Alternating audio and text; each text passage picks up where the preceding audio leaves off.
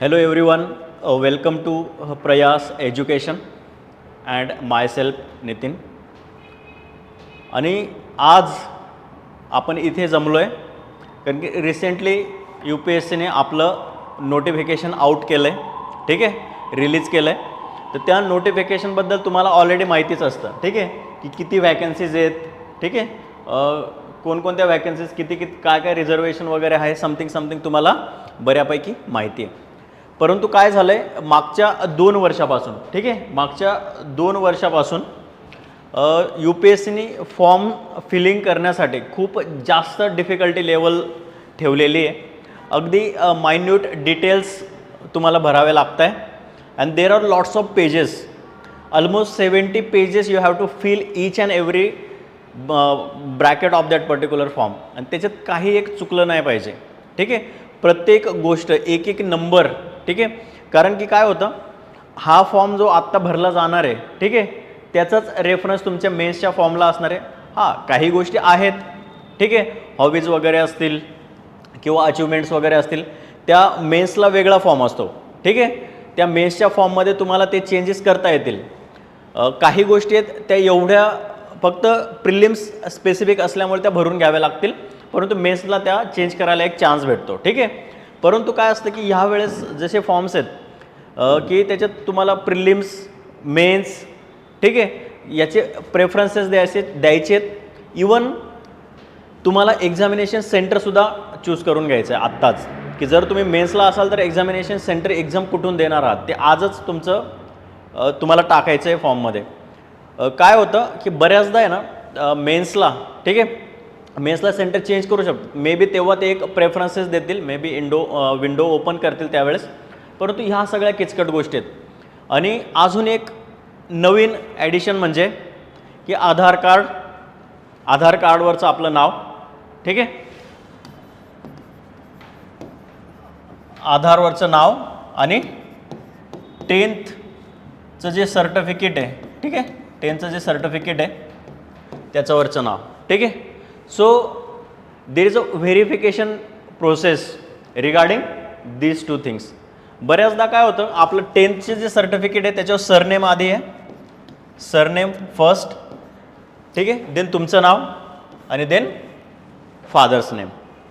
आणि आधारवर कसं असतं, तुमचं नाव असतं, सपोज नितीन आहे, माझं नाव Nitin, then father's name, then surname, okay. पण इथे कसं असतं, आधी सरनेम असतं, देन तुमचं स्वतःचं नाव आणि फादर्स नेम. मग बऱ्याचदा मुलांना हा एक प्रॉब्लेम येतो आहे की फॉर्म भरताना हे व्हेरीफाय नाही होत म्हणजे फॉर्म पुढे सरकत नाही, तिथेच स्टक होतो. मग तिथे काय रिक्वायरमेंट आहे, फॉर्म भरताना काय असलं पाहिजे तिथे, ठीक आहे, त्या गोष्टी आपल्याला बघायच्यात स्टेप बाय स्टेप. आता सपोज ओपन कॅटेगरीतो जर फॉर्म फिलअप करत असेल तर त्याला एवढं काही किचकट नाही आहे, सरळ तो फॉर्ममध्ये तुम्हाला माहिती इन्फॉर्मेशन टाकायची आहे आणि सरळ तुम्ही भरणार. परंतु जर तुम्ही कॅटेगरीतून असणार, ठीक आहे, कॅटेगरीतून असणार, त्यात जर सपोज OBCमधून असाल, ठीक आहे, तर थोडी प्रोसेस लेंदी आहे, ठीक आहे, थोडी प्रोसेस लेंदी आहे. मग ते काय काय भरायचं आहे, कोणकोणत्या गोष्टी असल्या पाहिजेत ते आपण आज सगळं इन डिटेल बघणार आहोत.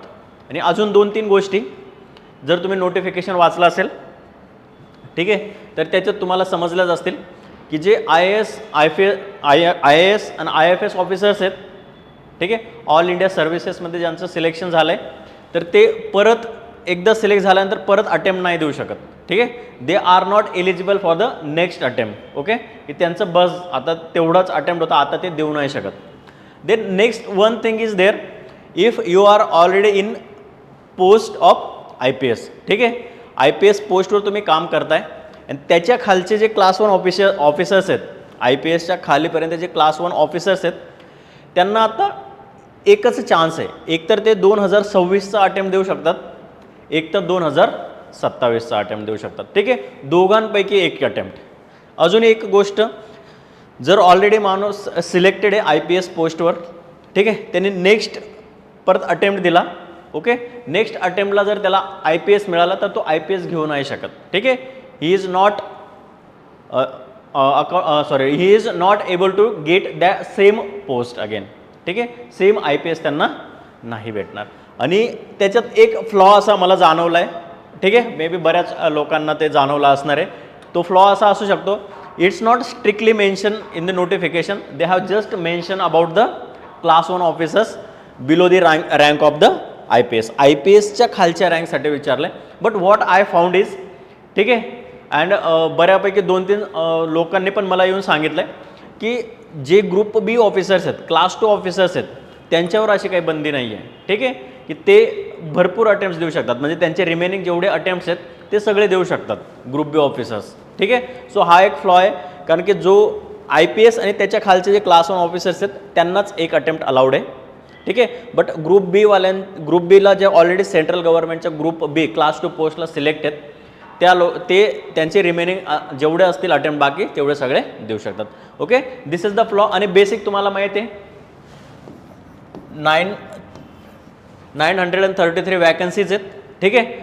त्याच्यापैकी 33 वॅकन्सीज कशासाठी आहेत, पर्टिक्युलरली वरियस डिसॅबिलिटीज ज्यांना आहेत, ठीक आहे, वरियस डिसेबल्ड पीपल, हँडिकॅप्ड असतील, व्हिज्युअली इम्पेर्ड पीपल असतील, ठीक आहे, दिव्यांग वगैरे आपण जे म्हणतो की त्यांच्यासाठी या 33% जागा काय 33 वॅकन्सीज काय आहेत त्यांच्यासाठी आहेत. आणि मग जनरल जे कॅन्डिडेट्स आहेत मग त्यांच्यासाठी किती आहेत 900, ठीक आहे. जनरल इन द सेन्स की including all the categories, caste including open, OBC, SC ST and all remaining categories. आलं लक्षात. सो हे बेसिक होतं फॉर्मबद्दल. अजून एक गोष्ट, ठीक आहे, की जनरल कोणता प्रॉब्लेम येतो आहे मुलांना. काही मुलं आहेत, ठीक आहे, काही मुलं आहेत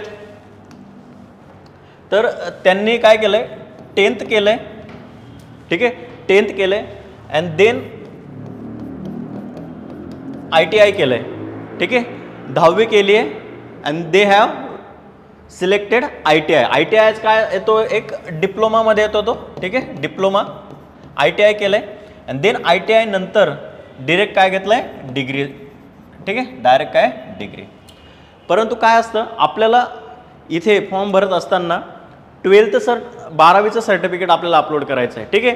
10th करतो, 12th नंतर असतं डिग्रीचं, ठीक आहे, आणि पोस्ट ग्रॅज्युएशन वगैरे जे असेल ते हे सर्टिफिकेट आपल्याला काय करायला लागतात अपलोड करावं लागतात.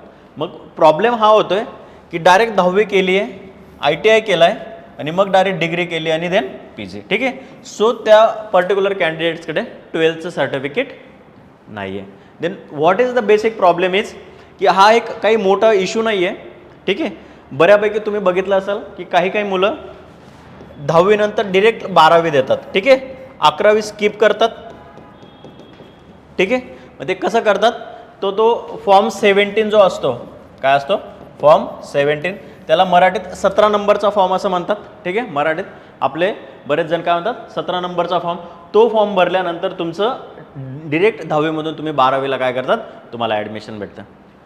सो इथे काय असतं ITI डिप्लोमा कन्सिडर असल्यामुळे, ITI डिप्लोमा कन्सिडर असल्यामुळे बऱ्याचदा आपल्या महाराष्ट्र बोर्ड त्याला काय कन्सिडर करतो इक्विवॅलंट टू 12th, काय करतं इक्विवॅलंट टू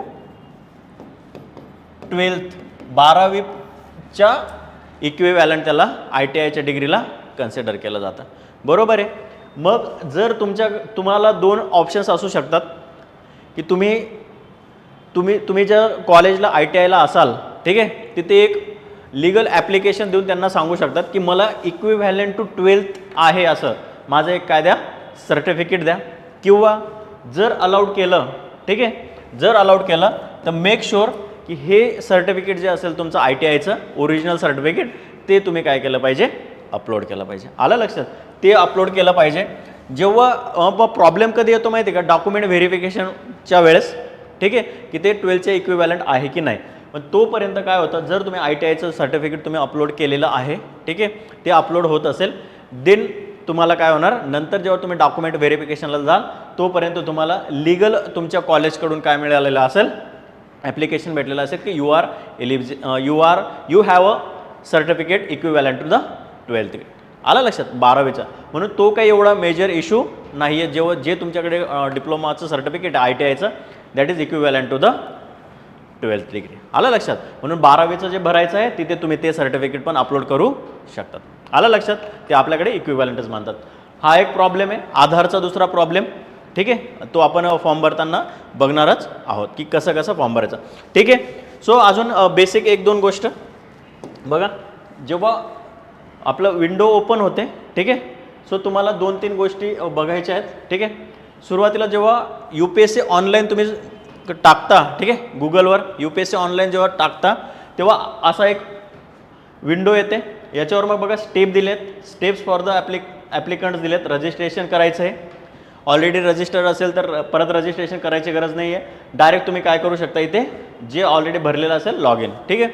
मग याच्यात select mode for log in. Log in म्हणजे काय की तुम्हाला OTP येईल, बरोबर आहे. तो OTP तुम्हाला इथे व्हेरिफिकेशन कोडमधून टाकावा लागेल. मग ईमेलवरून करा, मोबाईल नंबरवर करून करा किंवा OTR ID वरून. OTR ID कधी असेल की जेव्हा तुम्ही ऑलरेडी आधी फॉर्म भरलेला असेल UPSCचा, ठीक आहे, रजिस्ट्रेशन केलेलं असेल तर. आणि मग नाही तर ऑलरेडी रजिस्टरसाठी न्यू रजिस्ट्रेशनमध्ये जायचं आणि ह्या सगळ्या गोष्टी काय करायच्या, भरून घ्यायच्या. सपोज न्यू रजिस्ट्रेशनमध्ये जर गेलात, ठीक आहे, सो इथे अशी विंडो तयार होईल, ठीक आहे, या प्रकारे. आणि तुम्ही काय करायचं, मग ते फॉर्म फिलअप करायचं. डन. सो नाव what you have to do is, ते रजिस्ट्रेशन OTR वगैरे केल्यानंतर, ठीक आहे, तुम्हाला 4 ऑप्शन्स येतील. ठीक आहे. तुम्हाला तुमच्याजवळ तुम्हाला 4 सेक्शन्समध्ये तुम्हाला फॉर्म भरला जाईल. ठीक आहे. मग एक जो सेक्शन असेल, ठीक आहे, अशी लाईन येते पूर्ण प्रॉपर, ठीक आहे, एक भरला गेला की मग ही लाईन, मग दुसरा भरायचा, मग तो पूर्ण झाला, तो सबमिट झाला की तिसरा, मग तिसरा पार्ट सबमिट झाला की चौथा पार्ट. ठीक आहे. मग याच्यात तुमची बेसिक इन्फॉर्मेशन असेल, ठीक आहे, याच्यात तुमची एज्युकेशन ग्रॅज्युएशन लेवलची इन्फॉर्मेशन असेल. तिसऱ्या पार्टमध्ये तुमची OBC वगैरे कास्ट कॅटेगरी रिलेटेड ऑक्युपेशन पॅरेंट्सबद्दल इन्फॉर्मेशन असेल. आणि लास्ट पार्टमध्ये तुमचं अनेक्झेशन वगैरे, ठीक आहे, की तुम्ही काहीतरी डिक्लेरेशन वगैरे करतात या गोष्टी. ठीक आहे. सो असे 4 पार्ट्समध्ये तो फॉर्म तुम्हाला काय करायचा आहे, भरायचा आहे. ठीक आहे. अजून एक गोष्ट आहे बघा,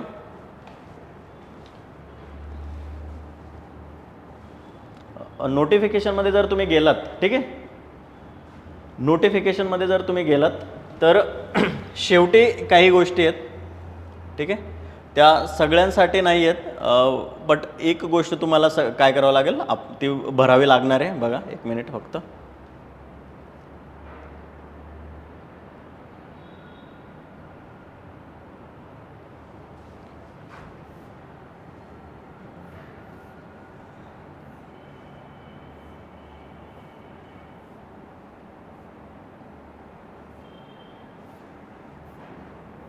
ठीक आहे. इथे नोटिफिकेशन आहे, याच्यात सगळे इन्फॉर्मेशन दिले. आता बघा अपेंडिक्स दिलेले आहेत, ठीक आहे, की अपेंडिक्स म्हणजे काय, ह्या गोष्टी सगळ्यांना लागू नाही आहेत. मग ते तुम्हाला फक्त एकदा वाचून घ्यायचं. काय दिलं, candidates are required to apply online using the website. ह्या वेबसाईटनुसार तुम्हाला तो फॉर्म काय करायचा आहे, फिल करायचं. इन्स्ट्रक्शन आज facts, instruction filling the form, हे सगळं तुम्हाला दिलं आहे. ऑनलाईन बघा, online application part 1, part 2, part 3, part 4. आपण जे बघितलं आता की तुम्हाला पहिला पार्ट भरून झाल्यावर तो सबमिट झाला की मग दुसरा पार्ट ओपन होणार, दुसरा पार्ट भरून झाला की तिसरा पार्ट. ठीक आहे. Can be filled from 4 February to 24 February. 24 तारीख काय आहे आपली लास्ट डेट आहे, ते लक्षात ठेवायचं फक्त. आता अपेंडिक्स 3 मध्ये बघा, टू विड्रॉ ॲप्लिकेशन. ठीक आहे. Candidates will not be allowed to withdraw their application after the submission of the same. एकदा का फॉर्म भरला गेला तर ते परत काढता येणार नाही. ठीक आहे. आता OMR सीटबद्दल इन्फॉर्मेशन दिली आहे. ठीक आहे. आता बघा appendix 5, certificate regarding physical limitations in the examination to write. Okay. हे याचं काय करायचं असतं, जेव्हा फॉर्म भरत असताना तुम्हाला विचारलं जातं एक पॉईंट की तुम्ही फिजिकली हँडिकॅप्ड आहात की नाही. ठीक आहे. If you are physically handicapped आणि तिथं जर तुम्ही यस लिहिलं तर मग कोणती डिसॅबिलिटी आहे तुम्हाला. ठीक आहे. मग अपंगत्व कशाचं आहे, ठीक आहे, त्याच्याबद्दल तुम्हाला ते काय करायचं आहे, डिक्लेरेशन करायचं आहे की फिजिकल लिमिटेशन्स काय काय आहेत मला, हे पूर्ण फिलअप करायचं, तिथे सही करायची. ठीक आहे. आणि मग तुम्हाला ज्या सर्जनने, ज्या डॉक्टरने, ज्या मेडिकल ऑफिसरने डिक्लेअर केलं आहे की तुम्हाला पर्टिक्युलर डिसॅबिलिटी आहे तर त्याची सिग्नेचर घ्यायची. आणि हे सगळं काय करायचं, फोटो काढून UPSCने जिथे फॉर्म फिलअप करता तुम्ही तर तिथे तुम्हाला अपलोड करायचं. ठीक आहे, जेव्हा इन्स्ट्रक्शन वाचणं त्याच्यात आहे तर हे तुम्हाला काय करायचं, इथे सिग्नेचर घेऊन अपलोड करायचं फॉर द ऑथेंटिसिटी. ठीक आहे, जर तुम्ही हे अपलोड नाही केलं तर मग त्यांना कळणार कसं ना की तुम्ही डिसेबल्ड आहात, आणि तुम्हाला तुम्ही डिसेबल स्वतः नाही प्रूव्ह करू शकत. तुम्ही डिसेबल आहात हे समोरचा व्यक्ती प्रूव्ह करेल ना. कोणीतरी डॉक्टर असेल, सर्जन असेल, XYZ मेडिकल ऑफिसर असेल तर त्यांची तुम्हाला काय असणार आहे, सिग्नेचर, तुमची सिग्नेचर. डन, आलं लक्षात. हे तुम्हाला फिल करायचं आहे. हे नोटिफिकेशनच्या शेवटी आहे सगळं. ठीक आहे, आता बघा अपेंडिक्स 6. आता हे या गोष्टी याच्यासाठी सांगतो की बऱ्याच लोकांना काय होतं, फॉर्म भरतात, डिसेबल्ड आहे यस म्हणतात, पण ते कुठे आहे तेच माहिती नाही राहत. ठीक आहे, ते समजत नाही, म्हणून आधी सांगून देतो की नोटिफिकेशन जे आहे UPSCचं त्या नोटिफिकेशनच्या ते शेवटी आहे. बघा आता, letter of understanding for the using own scribe. Scribe म्हणजे काय की तुम्ही सपोज ब्लाइंड आहात. ठीक आहे, म्हणजे जे कॅन्डिडेट्स आपले आहेत, ठीक आहे, जे ब्लाइंड आहेत तर त्यांच्यासाठी कोणीतरी स्क्राईब असतो. ठीक आहे, म्हणजे हे ओरली सांगतात आणि तो काय करतो, लिहितो. ठीक आहे, थोडक्यात काय लिहितात, रायटर. ओके, मग त्यांच्यासाठी मग तुमचं नाव, ठीक आहे, अँड कोणती डिसॅबिलिटी आहे. ठीक आहे, अपिअरिंग फॉर दिस एक्झामिनेशनचं नाव, बेरिंग रोल नंबर, हे तुमचं नाव वगैरे सगळं फिल करायचं आणि सिग्नेचर तुमची करायची with signature of the candidate with disability. म्हणजे जो डिसेबल्ड कॅन्डिडेट आहे त्याची सिग्नेचर करून काय करायचं, प्लेस आणि डेट तुम्हाला काय करायचं आहे ते अपलोड करायचं. आलं लक्षात. याचं पण जिथे रिक्वायर असेल की प्लीज अपलोड, म्हणजे स्क्राईबचा सेक्शन विचारला जाईल तुम्हाला की तुम्हाला स्क्राईब लागणार आहे की नाही लागणार आहे. जर तुम्ही म्हटलात की यस, मग यसवर क्लिक केल्यानंतर मग ती खाली विंडो ओपन होईल, तिथे ते काय करावं लागेल, हे सगळं अपलोड करावं लागेल. याचं हे भरून फिल करून सिग्नेचर करून तुम्हाला ते अपलोड करावं लागणार आहे. Done. So this was about the scribe. Now next, see, certificate for the persons with the specified disability covered under the definition of the section 2S. आता disability, general disability is different and specific disabilities. Okay, there are few people की तुम्ही बघणार पण त्याच्यात असतात ना disability पण ते दिसत नाही. Okay, so for those section, मग त्यांच्यासाठी सेक्शन 2S ऑफ द हा जो ॲक्ट आहे डिसॅबिलिटीचा, persons with a disability 2006 but not covered under the definition of sections 2R of the said act, persons having less than 40% disability and having difficulty in the writing. मग disability हा जो act आहे, ठीक आहे, डिसॅबिलिटीचा 2016चा, त्याच्यानुसार मोर than 40% disability असेल तर त्या लोकांना स्पेशल सवलती दिली जातात, प्रोव्हिजन्स दिले जातात. परंतु जे लोक 40% कमी अपंगत्व आहे, त्यांना कमी दिव्यांग आहेत, डिसॅबिलिटी कमी आहे, परंतु ते या कायद्यांमध्ये बसत नाही, स्टील त्यांना लिहिताना काय होते, डिफिकल्टी जाणवते, तरी पण ते लिहू शकत नाही. ठीक आहे, सो अशा कॅन्डिडेटसाठी परत काय हे सगळं अपेंडिक्स तुम्हाला फिल करावं लागणार. आलं लक्षात. Signature of the medical authority, ज्या मेडिकल ऑथॉरिटीने, आता मी एकदम चांगला दिसतोय परंतु मी बोलतो, मी हातवारे वगैरे ओके करतो, परंतु मला लिहिताच येत नाही. ठीक आहे, पण मग ते डिसॅबिलिटीच्या डेफिनेशनमध्ये पण येत नाही, because disability is considered when you are disabled more than 40%, म्हणजे तुमची जी बॉडी 40%पेक्षा जास्त डिसेबल असेल, then you can avail that particular provisions. Okay, but काय होतं की मी ओके पण मला हातच चालत नाही, मग त्याच्यासाठी कोणत्या मेडिकल ऑथॉरिटीने तुम्हाला ते अलाव केलं आहे त्याच्याबद्दल इन्फॉर्मेशन तुम्हाला लिहायची. ठीक आहे, बघा आता ऑर्थोपेडिक जे स्पेशालिस्ट आहे, सिग्नेचर नेम हे सगळं तुम्हाला तिथे भरायचं आहे. इथे सिग्नेचर फक्त त्या चीफ डिस्ट्रिक्ट मेडिकल ऑफिसरची पण सिग्नेचर लागेल. ठीक आहे, सो तुम्ही जर ऑलरेडी ट्रीटमेंट घेतलेली नसेल तर ते तुम्हाला इथे फिलअप करा. बघा, name of the government hospital health care centre with the cell, मग तुम्हाला ज्या मेडिकल ऑथॉरिटीने डिक्लेअर केलं आहे की तुम्ही ऑलरेडी समोर दिसत नाही डिसेबल्ड आहात, परंतु तुमच्याकडे ते सर्टिफिकेट आहे, तुम्हाला माहिती आहे की तुम्ही डिसेबल्ड आहात, तर ती हे सर्टिफिकेट. त्याचं एक सिम्पल एक्झाम्पल सांगू का, की बरेच लोक आपण बघतो की ते त्यांचा थोडं म्हणजे दिसायला थोडं डोळ्यातून बघण्याचा प्रॉब्लेम असतो. ठीक आहे, साईडला. सो त्यावेळेस पण ते डिसेबिलिटी डायरेक्ट बघितलं तर समोर दिसून नाही आहेत, पण थोडं स्ट्रिक्ट बघितलं ना मेडिकल ऑफिसर करून तर ते जाणवते की ती थोडी डिसेबिलिटी आहे. मग तसे जे कॅन्डिडेट्स असतात, ठीक आहे, तर त्याच्यासाठी मे बी, किंवा हात लिहिताना बोटं वगैरे वळत नाही एवढंच फास्ट, ठीक आहे, मग ते लोक असतात त्यांचा स्पीड पकडला जात नाही. सो ह्या लोकांसाठी हे सगळं आहे. आलं लक्षात. मग हे तुम्हाला सर्टिफिकेट भरायचं आहे. आता अपेंडिक्स 8 बघा. ठीक आहे, व्हॉट इज द अपेंडिक्स 8. आता letter of the understanding by persons with the specified disability covered under the definition of 2S. ह्या डेफिनेशनमध्ये कवर्ड आहे, not covered under the 2R. ओके. And persons having less than 40% disability. म्हणजे काय की जो हा पर्सन्स विथ डिसेबिलिटी ॲक्ट आहे त्याच्या सेक्शन 2S मध्ये नाही कवर नाही आहे, परंतु सेक्शन 2R मध्ये काय आहे कवर आहे. ठीक आहे. मग जो ॲक्ट असेल, आता जेव्हा तुम्ही डिसेबिलिटी सर्टिफिकेट तुम्हाला भेटलं असेल तर त्या सर्टिफिकेटवर हे सगळं लिहिलेलं असेल की सेक्शन 2R मध्ये आहात तुम्ही किंवा 2S मध्ये नाही आहेत, ते तिथं सगळं दिलेलं आहे. मग जर असं लिहिलेलं असेल त्या सर्टिफिकेटमध्ये की 2S मध्ये नाही आहेत पण तुम्ही 2R मध्ये येतात या सेक्शनमध्ये, देन हे तुम्हाला काय करायचं आहे, परत हे पूर्ण भरायचं तुमचं नाव. ठीक आहे. आणि कोणती कंडिशन डिसेबिलिटी आहे ते सगळं तुम्हाला फिलअप करून डेट प्लेस करून काय करायचं आहे, सबमिट करायचं. आलं लक्षात. हे जे अपेंडिक्स आहेत हे खूप इम्पॉर्टंट आहेत. जर तुम्ही स्पेसिफिकली डिसेबिलिटी रिलेटेड तुम्हाला काही प्रॉब्लेम असेल, स्क्राईब तुम्हाला हवे असेल, ठीक आहे, सो या गोष्टींसाठी ते काय आहे, अत्यंत इम्पॉर्टंट आहे. आलं लक्षात. So these are the things. Done. So हे झालं बेसिक. आता फॉर्म बघा. आता जसं मी सांगितलं की तुम्हाला काय करायचं, पार्ट 1, पार्ट 2, पार्ट 3. जेव्हा तुम्ही रजिस्ट्रेशन करता, जेव्हा ते आपण रजिस्ट्रेशनचं बघितलं, रजिस्ट्रेशन केल्यानंतर तुम्हाला हे 4 पार्ट्स काय होतात, ओपन होतात. मग जेव्हा तुम्ही पहिला पार्ट भरायला सुरुवात करता, ठीक आहे, पहिला पार्ट तुम्ही काय करतात, भरायला सुरुवात करता. 4 पार्टमध्ये आपण बघितलं तसं 4 पार्टमध्ये. मग पहिला पार्ट जेव्हा तुम्ही भरायला सुरुवात करता तेव्हा कसं काय काय विचारलं जातं तुम्हाला बघा. आता बघा हे डायरेक्ट सुरुवात करूया आपण. बघा, services preliminary examination to 2026 civil services Indian forest service examination. ठीक आहे. ॲप्लिकेशन. आता हे ॲप्लिकेशन माझ्याकडे एक सॅम्पल ॲप्लिकेशन आहे की त्याच्यात काय काय गोष्टी विचारल्या जातात. ठीक आहे. त्या तुम्हाला काय करायच्यात, भरायच्यात. आता बघा हे ॲप्लिकेशन सबमिट झालेलं आहे. ठीक आहे. ह्या कॅन्डिडेटचं ते ॲप्लिकेशन सबमिट झालेलं आहे. त्याच्यात काय काय गोष्टी भराव्या लागतात ते तुम्हाला सांगायचं. बघा आता युनिव्हर्सल रजिस्ट्रेशन नंबर. तुम्ही जेव्हा मी जेव्हा सांगितलं की रजिस्ट्रेशन करायचं असतं, न्यू रजिस्टर्ड, आधी जर रजिस्ट्रेशन केलेलं असेल तर ते, आणि मग त्याच्यानंतर तुम्ही मोबाईल किंवा ईमेलवर काय येणार, तुम्हाला OTP येणार. तो OTP टाकल्यानंतर मग तुमचं रजिस्ट्रेशन कंप्लीट होणार. मग रजिस्ट्रेशन झाल्यानंतर जो नंबर येतो युनिव्हर्सल रजिस्ट्रेशन नंबर, तो तुम्हाला इथे टाकायचा. आलं लक्षात. तो universal registration number URN number जो असतो तो तुम्हाला इथे टाकावा लागेल. आता हे जे सेक्शन्स मी बोललो 1, 2, 3, 4 हे मेन फॉर्म आहे तुमचा. ठीक आहे.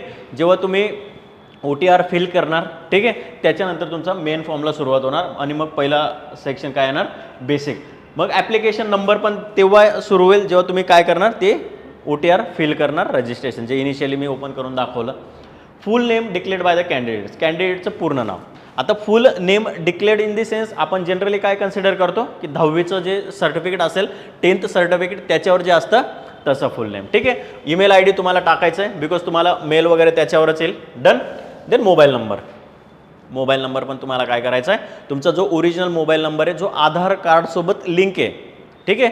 आधीच सांगतो, जो आधार कार्डसोबत लिंक आहे आणि जो ॲक्टिव्ह मोबाईल नंबर आहे की ज्याच्यावर तुमचा मेल वगैरे ह्या सगळ्या गोष्टी काय आहेत, ॲक्टिव्ह आहेत, तो मोबाईल नंबर टाकायचा. ठीक आहे. असं नाही की व्हॉट्सअपचा मोबाईल नंबर दुसरा आहे, टेलिग्रामचा दुसरा आहे आणि कॉलिंगचा दुसराच आहे, असं नाही. ठीक आहे.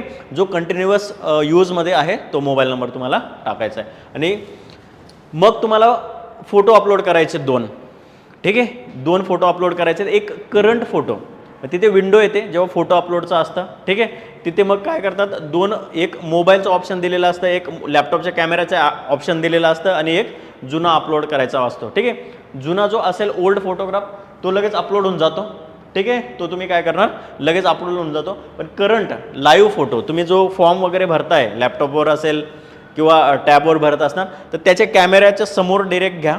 ठीक आहे. तुम्हाला लगेच काय होतो, फोटो येतो. लॅपटॉप वगैरे असेल तर डिरेक्ट फोटो काढता येतो. पण जर तुम्ही मोबाईलचं ऑप्शन क्लिक केलं तिथे साईडला, मोबाईलचं ऑप्शन क्लिक केलं, ठीक आहे, तिथे ऑप्शन येतं बघा साईडला. मोबाईलचं ऑप्शन जेव्हा तुम्ही क्लिक करता तेव्हा तिथे एक QR कोड येतो. ठीक आहे. तिथे एक QR कोड येतो. ठीक आहे. मग त्या QR कोडच्या लिंक थ्रू तुम्ही काय करू शकतात, लाईव्ह मोबाईलमधून फोटो तिथे तुम्ही अपलोड करू शकतात. आलं लक्षात. सो ती एक प्रोसेस आहे. ही डायरेक्ट कंप्लीट झालेलं आहे म्हणून मी तुम्हाला सांगितलं. तिथे 3 ऑप्शन येतात. ऑलरेडी एक जुना फोटो अपलोड करायचा आहे, लाईव्ह फोटो तुम्हाला समोर बसल्या द्यायचा आहे. आलं लक्षात. Done. Identity and profile declared by the candidate. तुम्ही आता स्वतः डिक्लेअर करताय UPSCच्या समोर की मी फॉर्म भरतोय. ठीक आहे. डन. फोटो अपलोड झाला. ठीक आहे. फोटोचे 3 विंडोज येतात ते सांगितलं. मोबाईलचा कसा ऑप्शन असेल आणि लॅपटॉपचं कसं. नाव आयडेंटिटी प्रोफाईल, ठीक आहे. आयडेंटिटी आता तुमची ओळख, आता personal information about yourself you are declaring to the UPSC board. First name तुमचं जे पहिलं नाव असेल, समजा माझं नाव नितीन आहे, देन नितीन माझं पहिलं नाव. Middle name, father's name and then last name. Last name is the surname, ठीक आहे. लास्ट नेम तुम्हाला काय टाकायचं आहे, सरनेम तुम्हाला टाकायचं आहे, ठीक आहे. दिसतं येतं बघा आता. Okay, last name is the surname. नाव काय काय भरायचं बघा. आता बघा इथं ह्या फॉर्मकडे थोडं लक्ष द्या. आता इथे मुलांना मोस्टली खूप जास्त प्रॉब्लेम येतो आहे पहिल्याच याच्यात, ठीक आहे. पहिल्या याच्यात काय प्रॉब्लेम येतो, is the above name as the name printed on the 10th class matriculation equivalent class board examination certificate issued by the examination board.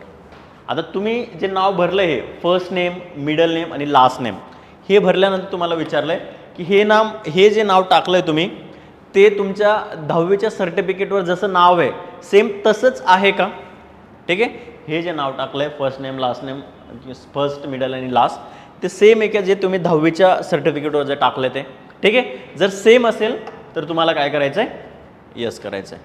आलं लक्षात. जर सेम असेल तर काय करायचं आहे, तुम्हाला यस करायचं आहे आणि पुढे जायचं आहे. डन, पुढे जायचं आहे, पुढची प्रोसेस डन. आता फर्स्ट नेम, ठीक आहे, मिडल नेम आणि last name. Again first name, middle name आणि लास्ट नेम. जेंडर टाकायचं आहे, मग तुमच्या फादरचं नाव टाकायचं आहे, ठीक आहे. गार्डियन्स नेम टाकायचं आहे. फादर म्हणजे काही लोक जे असतात त्यांचे पॅरेंट्स नसतात तर त्यांचे ते काय असतात, ऑर्फनेज वगैरेमध्ये असतात, तर त्यांचे गार्डियन्स वगैरे असतात किंवा गार्जियन्स म्हणतो आपण त्यांना. मग गार्जियन्सचं नाव टाकायचं, ठीक आहे. ते कंपल्सरी नाही आहे. मग डेट ऑफ बर्थ टाकायची. आता डेट ऑफ बर्थ 2 प्रकारे, एक नंबर्समध्ये टाकतो आपण, ठीक आहे, जसे जे नंबर असतील त्या प्रकारे. बट इन वर्ड्समध्ये पण लिहायचं आहे. समजा माझं बर्थ ऑफ डेट 4 डिसेंबर आहे सपोज, तर ते तुम्हाला लिहावं लागणार 4 लिहावं लागणार असं प्रॉपर, ठीक आहे, असं प्रॉपर 4 डिसेंबर, ओके. आणि जे असेल ते 1990 समथिंग, ठीक आहे. ते तुम्हाला काय करावं लागणार, वर्ड्समध्ये लिहावं लागणार आहे. जनरली आपण कसं करतो 4 डिसेंबर असं. आलं लक्षात, ये. सो त्या प्रकारे तुम्हाला काय करायचं आहे ते लिहायचं आहे. आलं लक्षात, समजलं इथे. यस, इथे बोर्ड यस करायचं इथे, लक्ष असू द्या, ठीक आहे. जर सेम असेल तर, आणि नसेल तर मग काय होईल तुम्हाला ते पण सांगतो. जर तुम्ही इथे नो केलं, ठीक आहे, की तुम्ही हे जे नाव टाकलंय 10वीच्या बोर्डप्रमाणे आहे की नाही, मग इथे जर नो केलं मग अजून 2-3 ऑप्शन खाली येतील. मग का नाही आहे, मग नाव चेंज केलं आहे का, मग कोणत्या ऑथॉरिटीने चेंज केलं आहे, मग त्याचं तुमच्याकडे सर्टिफिकेट आहे का, मग ते सर्टिफिकेट तुम्हाला काय करावं लागेल, तिथे अपलोड करावं लागेल. अगेन ती प्रोसिजर काय होते, लेंदी होते. आलं लक्षात. जर तुम्ही इथे हे नाव 10वीच्या सर्टिफिकेटच्या बरोबर नाही आहे असं म्हटलात तर परत 2-3 विंडो येतात आणि मी खाली लिहायला लागतं की तुम्ही नाव चेंज केलं आहे का, ठीक आहे, कुठून चेंज केलं आहे, केव्हा चेंज केलं आहे. मग ते जे सर्टिफिकेट असतात डिस्ट्रिक्ट ऑथॉरिटीकडून भेटलेलं ते तुम्हाला अपलोड करावं लागतं. आलं लक्षात. सो यस, परत again first name, middle name, date of birth तुम्हाला टाकायचं आहे, फादर्स नेम, आणि जर गार्जियन असेल तर guardian. Done. So this was about the personal information identity. Now next comes the 10th class matriculation and equivalent board details. From which board you have completed your 10th, okay, and if you have done 10th or the 10th equivalent studies, then from which board you have get that particular or got that certificate. Now you have to mention each and everything about your 10th, from which university you have done the 10th, which was your roll number, these are the things here. Country from where you completed the 10th class. कोणती country असणार आहे, तुम्ही 10वी कुठून करणार आहे, अमेरिकेतून थोडी करणार आहे, इंडियातूनच करणार आहे, ठीक आहे, India. Done. 10th class matriculation equivalent class passout state. Passout state जे समजा CBSE वगैरे असतात की ज्यांचे पॅरेंट्स सेंट्रल गव्हर्नमेंट वगैरेच्या जॉबमध्ये असतील, ठीक आहे, तर त्यांना one state to another state त्यांना काय करावं लागतं, जावं लागतं, बदली होत असते. तर ते त्यांच्यासाठी ते दिलेलं आहे. परंतु जनरल जे लोक आहेत महाराष्ट्रातले त्यांची डिग्री महाराष्ट्रातूनच झाली आहे. So state is the Maharashtra. Examination board name 10वीला तुम्ही हे सगळे इन्फॉर्मेशन 10वीबद्दल आहे, ठीक आहे. 10th is the base. Maharashtra state board of the secondary and higher secondary education. Maharashtra state board आहे, ठीक आहे, बोर्ड विचारलेलं आहे. अगेन पासिंग इयर, मग ज्या वर्षी तुम्ही 10वी पास झालेत ही इन्फॉर्मेशन ऑलरेडी भरलेली आहे म्हणून ती फक्त तुम्हाला रेफरन्स पॉईंट आहे. तुम्ही ज्या वर्षी 10वी पास झालात त्याचं ते इयर द्यायचं. Done. Certificate number as per the 10th class matriculation equivalent board examination certificate number. आता ते जे पासिंग सर्टिफिकेट असतं 10वीचं जे बोर्ड सर्टिफिकेट असतं त्या सर्टिफिकेटवर एक बोल्डमध्ये एक नंबर असतो दिलेला, ठीक आहे. तर तो नंबर त्या सर्टिफिकेटवर जो असं बोल्डमध्ये दिलेला असतो तो नंबर तुम्हाला इथे टाकायचा आहे, ठीक आहे. तिथं 2-4 नंबर्स असतात, तुमचा रोल नंबर असतो, XYZ नंबर असतात, पण तो नंबर नाही टाकायचा. बोल्डमध्ये एक नंबर येतो मागे, एकतर सर्टिफिकेटच्या मागे येतो, एकतर फ्रंटवर वरतीच येतो, तो नंबर तुम्हाला काय करायचा आहे तो टाकायचा आहे. Done. 10th class matriculation equivalent roll number, ठीक आहे. आता रोल नंबर 10thला तुमचा काय रोल नंबर होता तो त्या सर्टिफिकेटवर असतो, तो रोल नंबर तुम्हाला टाकायचा. डन. आत्ता बघा 10th class matriculation equivalent class certificate issue date, ठीक आहे. आता रिझल्ट लागलाय बरोबर आहे, पण ती इश्यू जी डेट असते, इश्युईंग डेट खाली दिलेली असते. जेव्हा तुम्ही सर्टिफिकेट बघता सर्टिफिकेटच्या खाली इश्युईंग डेट असते, ती डेट तुम्हाला काय करायची टाकायची. ग्रेड सिस्टम, आता ग्रेड सिस्टम पर्सेंटाईल असेल किंवा CGPA असेल, व्हॉट एव्हर इट इज, पण आपल्याकडे मोस्टली पर्सेंटेज सिस्टम आहे म्हणून पर्सेंटेजमध्ये मार्क्स टाकायचे. किती % मार्क आहेत ते तुम्हाला तिथे फिलअप करायचं आहे, ठीक आहे. जेवढे पर्सेंटेज तुम्हाला मार्क असतील ते फिलअप करायचे. बोर्ड सर्टिफिकेट, आता बघा 10th क्लास मॅट्रिक्युलेशन म्हणजे सर्टिफिकेट असेल तुमचं, ठीक आहे, 10वीचं जे सर्टिफिकेट असेल, मार्क लिस्ट म्हणतो आपण त्याला, ते तुम्हाला इथे काय करायचं आहे अपलोड करायचं आहे. आलं लक्षात. ते मग ते अपलोड कसं करायचं आहे, मग आता 2-3 तुम्ही जर नोटिफिकेशन वाचलं, ठीक आहे, तर त्याच्यात दिलं आहे बाकीचं JPEG फॉर्मॅटमध्ये अपलोड करायचे तर बाकीच्या PDF फॉर्मॅटमध्ये, ठीक आहे. मग काही काही जे डॉक्युमेंट आहे ते PDF फॉर्मॅटमध्ये तुम्हाला काय करायचं तिथे अपलोड. बोर्ड सर्टिफिकेट अपलोड आहे, ठीक आहे. आलं लक्षात. मग बोर्डचं सर्टिफिकेट तिथे काय केलं अपलोड, आणि आधी काय केलं इथं पहिले फोटो अपलोड केला. आलं लक्षात. म्हणजे स्टेप बाय स्टेप त्यांनी आयडेंटिटीमध्ये काय करायचं, 10th मध्ये सर्टिफिकेट अपलोड करायचं, एका स्टेपला ऑथेंटिसिटी त्यांनी करून घेतली. आलं लक्षात. नाव आधार फोटो आयडेंटिटी प्रोफाईल डिटेल्स. आता आधार कार्डबद्दल इन्फॉर्मेशन दिली की आधारमध्ये तुम्हाला काय करायचं आहे, ठीक आहे. डन. नाव बघा, has Aadhaar card been issued to you, ठीक आहे. म्हणजे विचारलं की तुमच्याकडे आधार कार्ड आहे का, ठीक आहे. तो तुम्ही लिहिणार yes I have been issued Aadhaar card by UIDAI government of India, ठीक आहे. गव्हर्नमेंट ऑफ इंडियाने मला काय दिलं आहे आधार कार्ड दिलं. डन. सो आधार नंबर तुम्हाला टाकायचा आहे, आधार कार्डचा नंबर. आता ओरिजिनल जे आधार, आता मी बऱ्यापैकी 1-2 जण भेटले की त्यांच्याकडे 2-2 आधार कार्ड आहेत, एक ओरिजिनल एक डुप्लिकेट. पण जे ओरिजिनल आधार आहे त्यालाच तुम्ही डुप्लिकेट बनवलं, duplicate in the sense lamination करून काढून घेतलं तर नंबर सेमच असतो, ठीक आहे. बट तुम्ही काहीतरी वेगळा झोल करून दुसरं आधार कार्ड बनवून आणलं, तुम्हाला 2 वेगवेगळे नंबर आहेत, तर मेक शुअर की तुमचं कोणतं आधार कार्ड तुमच्या बँकला तुमच्या मोबाईलला कनेक्टेड आहे आणि तेच ओरिजिनल आधार कार्डचा काय टाका नंबर टाका. कारण की तुम्ही UPSCला जे आधार कार्ड देणार ते तुमच्या सगळ्या प्रोफाईलला लिंक्ड असलं पाहिजे. जर तिथे त्यांना झोल जाणवला तर मग बेसिक आधारमध्येच तुमचा झोल आहे. आलं लक्षात. सो ज्यांच्याकडे 2 आधार आहेत डुप्लिकेट, त्यांनी ते मेक शुअर करा की तुमचं ओरिजिनल चालू कोणतं आहे, ठीक आहे, त्याच्यासाठी. मग स्टेट महाराष्ट्र कुठून काढलंय, ठीक आहे, आधार नंबर वगैरे दिलाय, स्टेट महाराष्ट्र दिलाय. डन. आता तुमचं नाव, ठीक आहे, तुमचं नाव काय आहे आणि तुमचा पिनकोड वगैरे टाकायचं. Done. Date of birth, gender आणि लोकॅलिटी तुम्ही कुठे राहता वगैरे. आलं लक्षात. आता मेजर इश्यू जो होता तुमचा, ठीक आहे, इथला is the above name as per the 10th board. मग इथलं तुम्हाला प्रॉब्लेम समजला आहे. मग काय होतं माहिती आहे का, आधारवर वेगळं नाव असतं आणि तुमच्या 10th बोर्डवर वेगळं. 10th बोर्डवर सरनेम आधी येतं आणि आधार कार्डवर तुमचं नाव आधी येतं.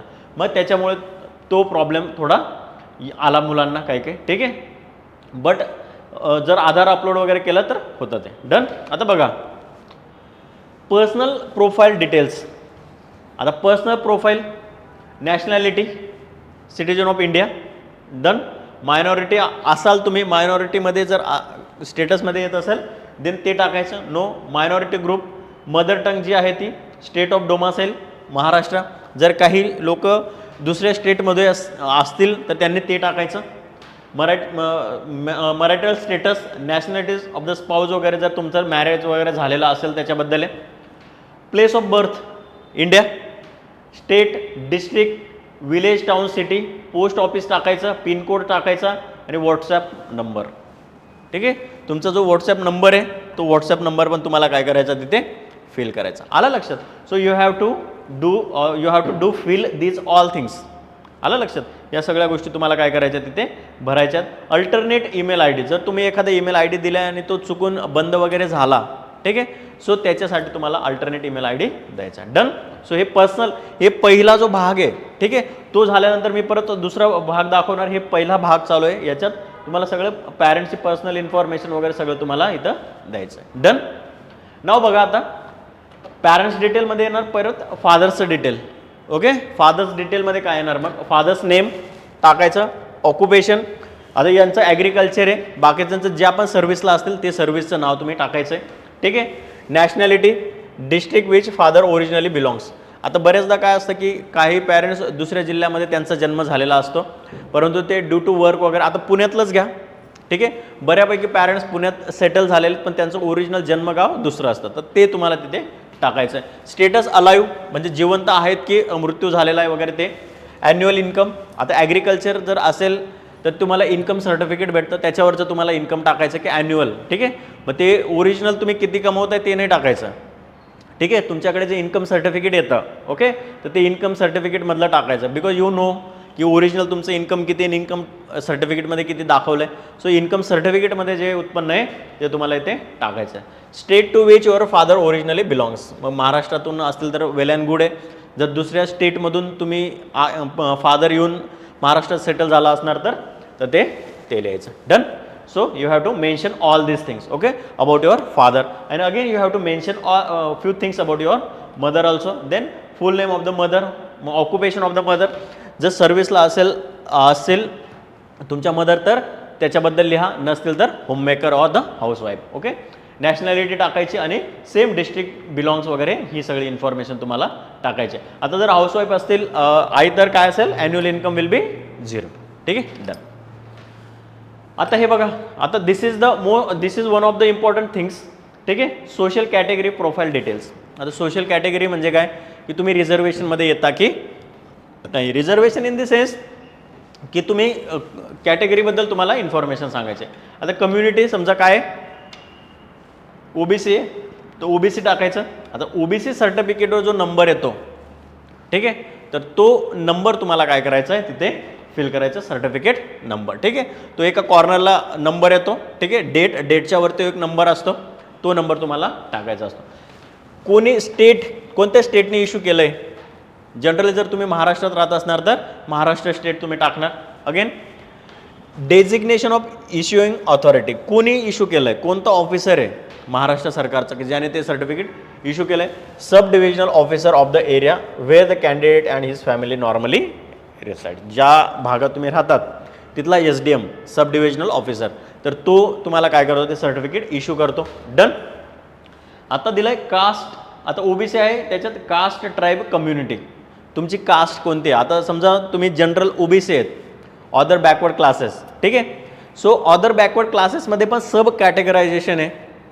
ठीक आहे. कुणबी असतील, माळे असतील किंवा XYZ सब कम्युनिटीज असतील तर त्याचा नंबर तुम्हाला काय टाकायचा आहे जे असेल. समजा कुणबी असाल तर कुणबी टाकणार. आता कुणबीत पण 2 प्रॉब्लेम आहेत.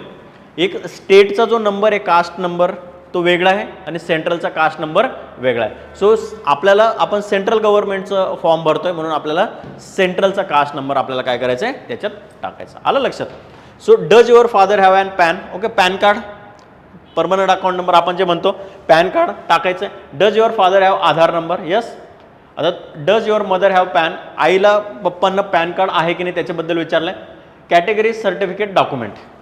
ठीक आहे. आता हे जे कॅटेगरी सर्टिफिकेट डॉक्युमेंट आहे तुमचं जे ओबीसी आहे, ठीक आहे, आता तुमच्याकडे ओबीसीबद्दल तुम्हाला 2 गोष्टी माहिती आहे की स्टेटचं ओबीसी वेगळं आहे आणि सेंट्रल गव्हर्नमेंटचं ओबीसी वेगळं आहे. ठीक आहे. आता काय होतं माहिती आहे का जनरली, आता स्टेटचं जे असतं ना, बऱ्यापैकी लोकांना हा प्रॉब्लेम आहे. स्टेटचं ओबीसी असतं, ओके, आणि सेंट्रल गव्हर्नमेंटचं ओबीसी असतं. ठीक आहे. त्याचं तो ओबीसी. आता हे जे असतं ना सेंट्रलचं, ते एक सिंगल सर्टिफिकेट असतं. त्याच्यात OBC certificate plus non creamy layer, ठीक आहे, एकत्र असतं. OBC certificate plus non creamy layer एकच असतं आणि ते एव्हरी इयर. ठीक आहे. एव्हरी इयर काय करावं लागतं, रिन्यू करावं लागतं. प्रत्येक वर्षी तुम्हाला काय करावं लागतं, रिन्यू करावं लागतं. कोणाचं, सेंट्रल गव्हर्नमेंटचं जे ओबीसी असतं ते. आलं लक्षात, सेंट्रल गव्हर्नमेंटचं ओबीसी एक सिंगल सर्टिफिकेट असतं आणि तिथे गव्हर्नमेंट ऑफ इंडिया असं लिहिलेलं असतं वरती. ठीक आहे, इश्यू काय असतं, गव्हर्नमेंट ऑफ इंडिया असं कॉर्नरला तुम्ही पहिल्या त्या 2 लाईन जे वाचणार त्याच्यातच लिहिलेलं असतं की गव्हर्नमेंट ऑफ इंडिया. मग ज्या सर्टिफिकेटवर गव्हर्नमेंट ऑफ इंडिया लिहिलेलं असतं समजायचं ते कोणाचं आहे, सेंट्रल गव्हर्नमेंटचं आहे. आता स्टेटचं जे असतं त्याच्यात गव्हर्नमेंट ऑफ महाराष्ट्र असं मेन्शन केलेलं असतं. ठीक आहे, गव्हर्नमेंट ऑफ महाराष्ट्र जेव्हा त्या सुरुवातीत तुम्ही वाचलं असेल तुम्हाला माहितीच आहे ते गव्हर्नमेंट ऑफ महाराष्ट्र. आणि याचे 2 असतात, एक ओबीसी सर्टिफिकेट असतं आणि एक असतं नॉन क्रिमी लेअर. ठीक आहे, एक असतं ओबीसी सर्टिफिकेट आणि एक असतं नॉन क्रिमी लेअर.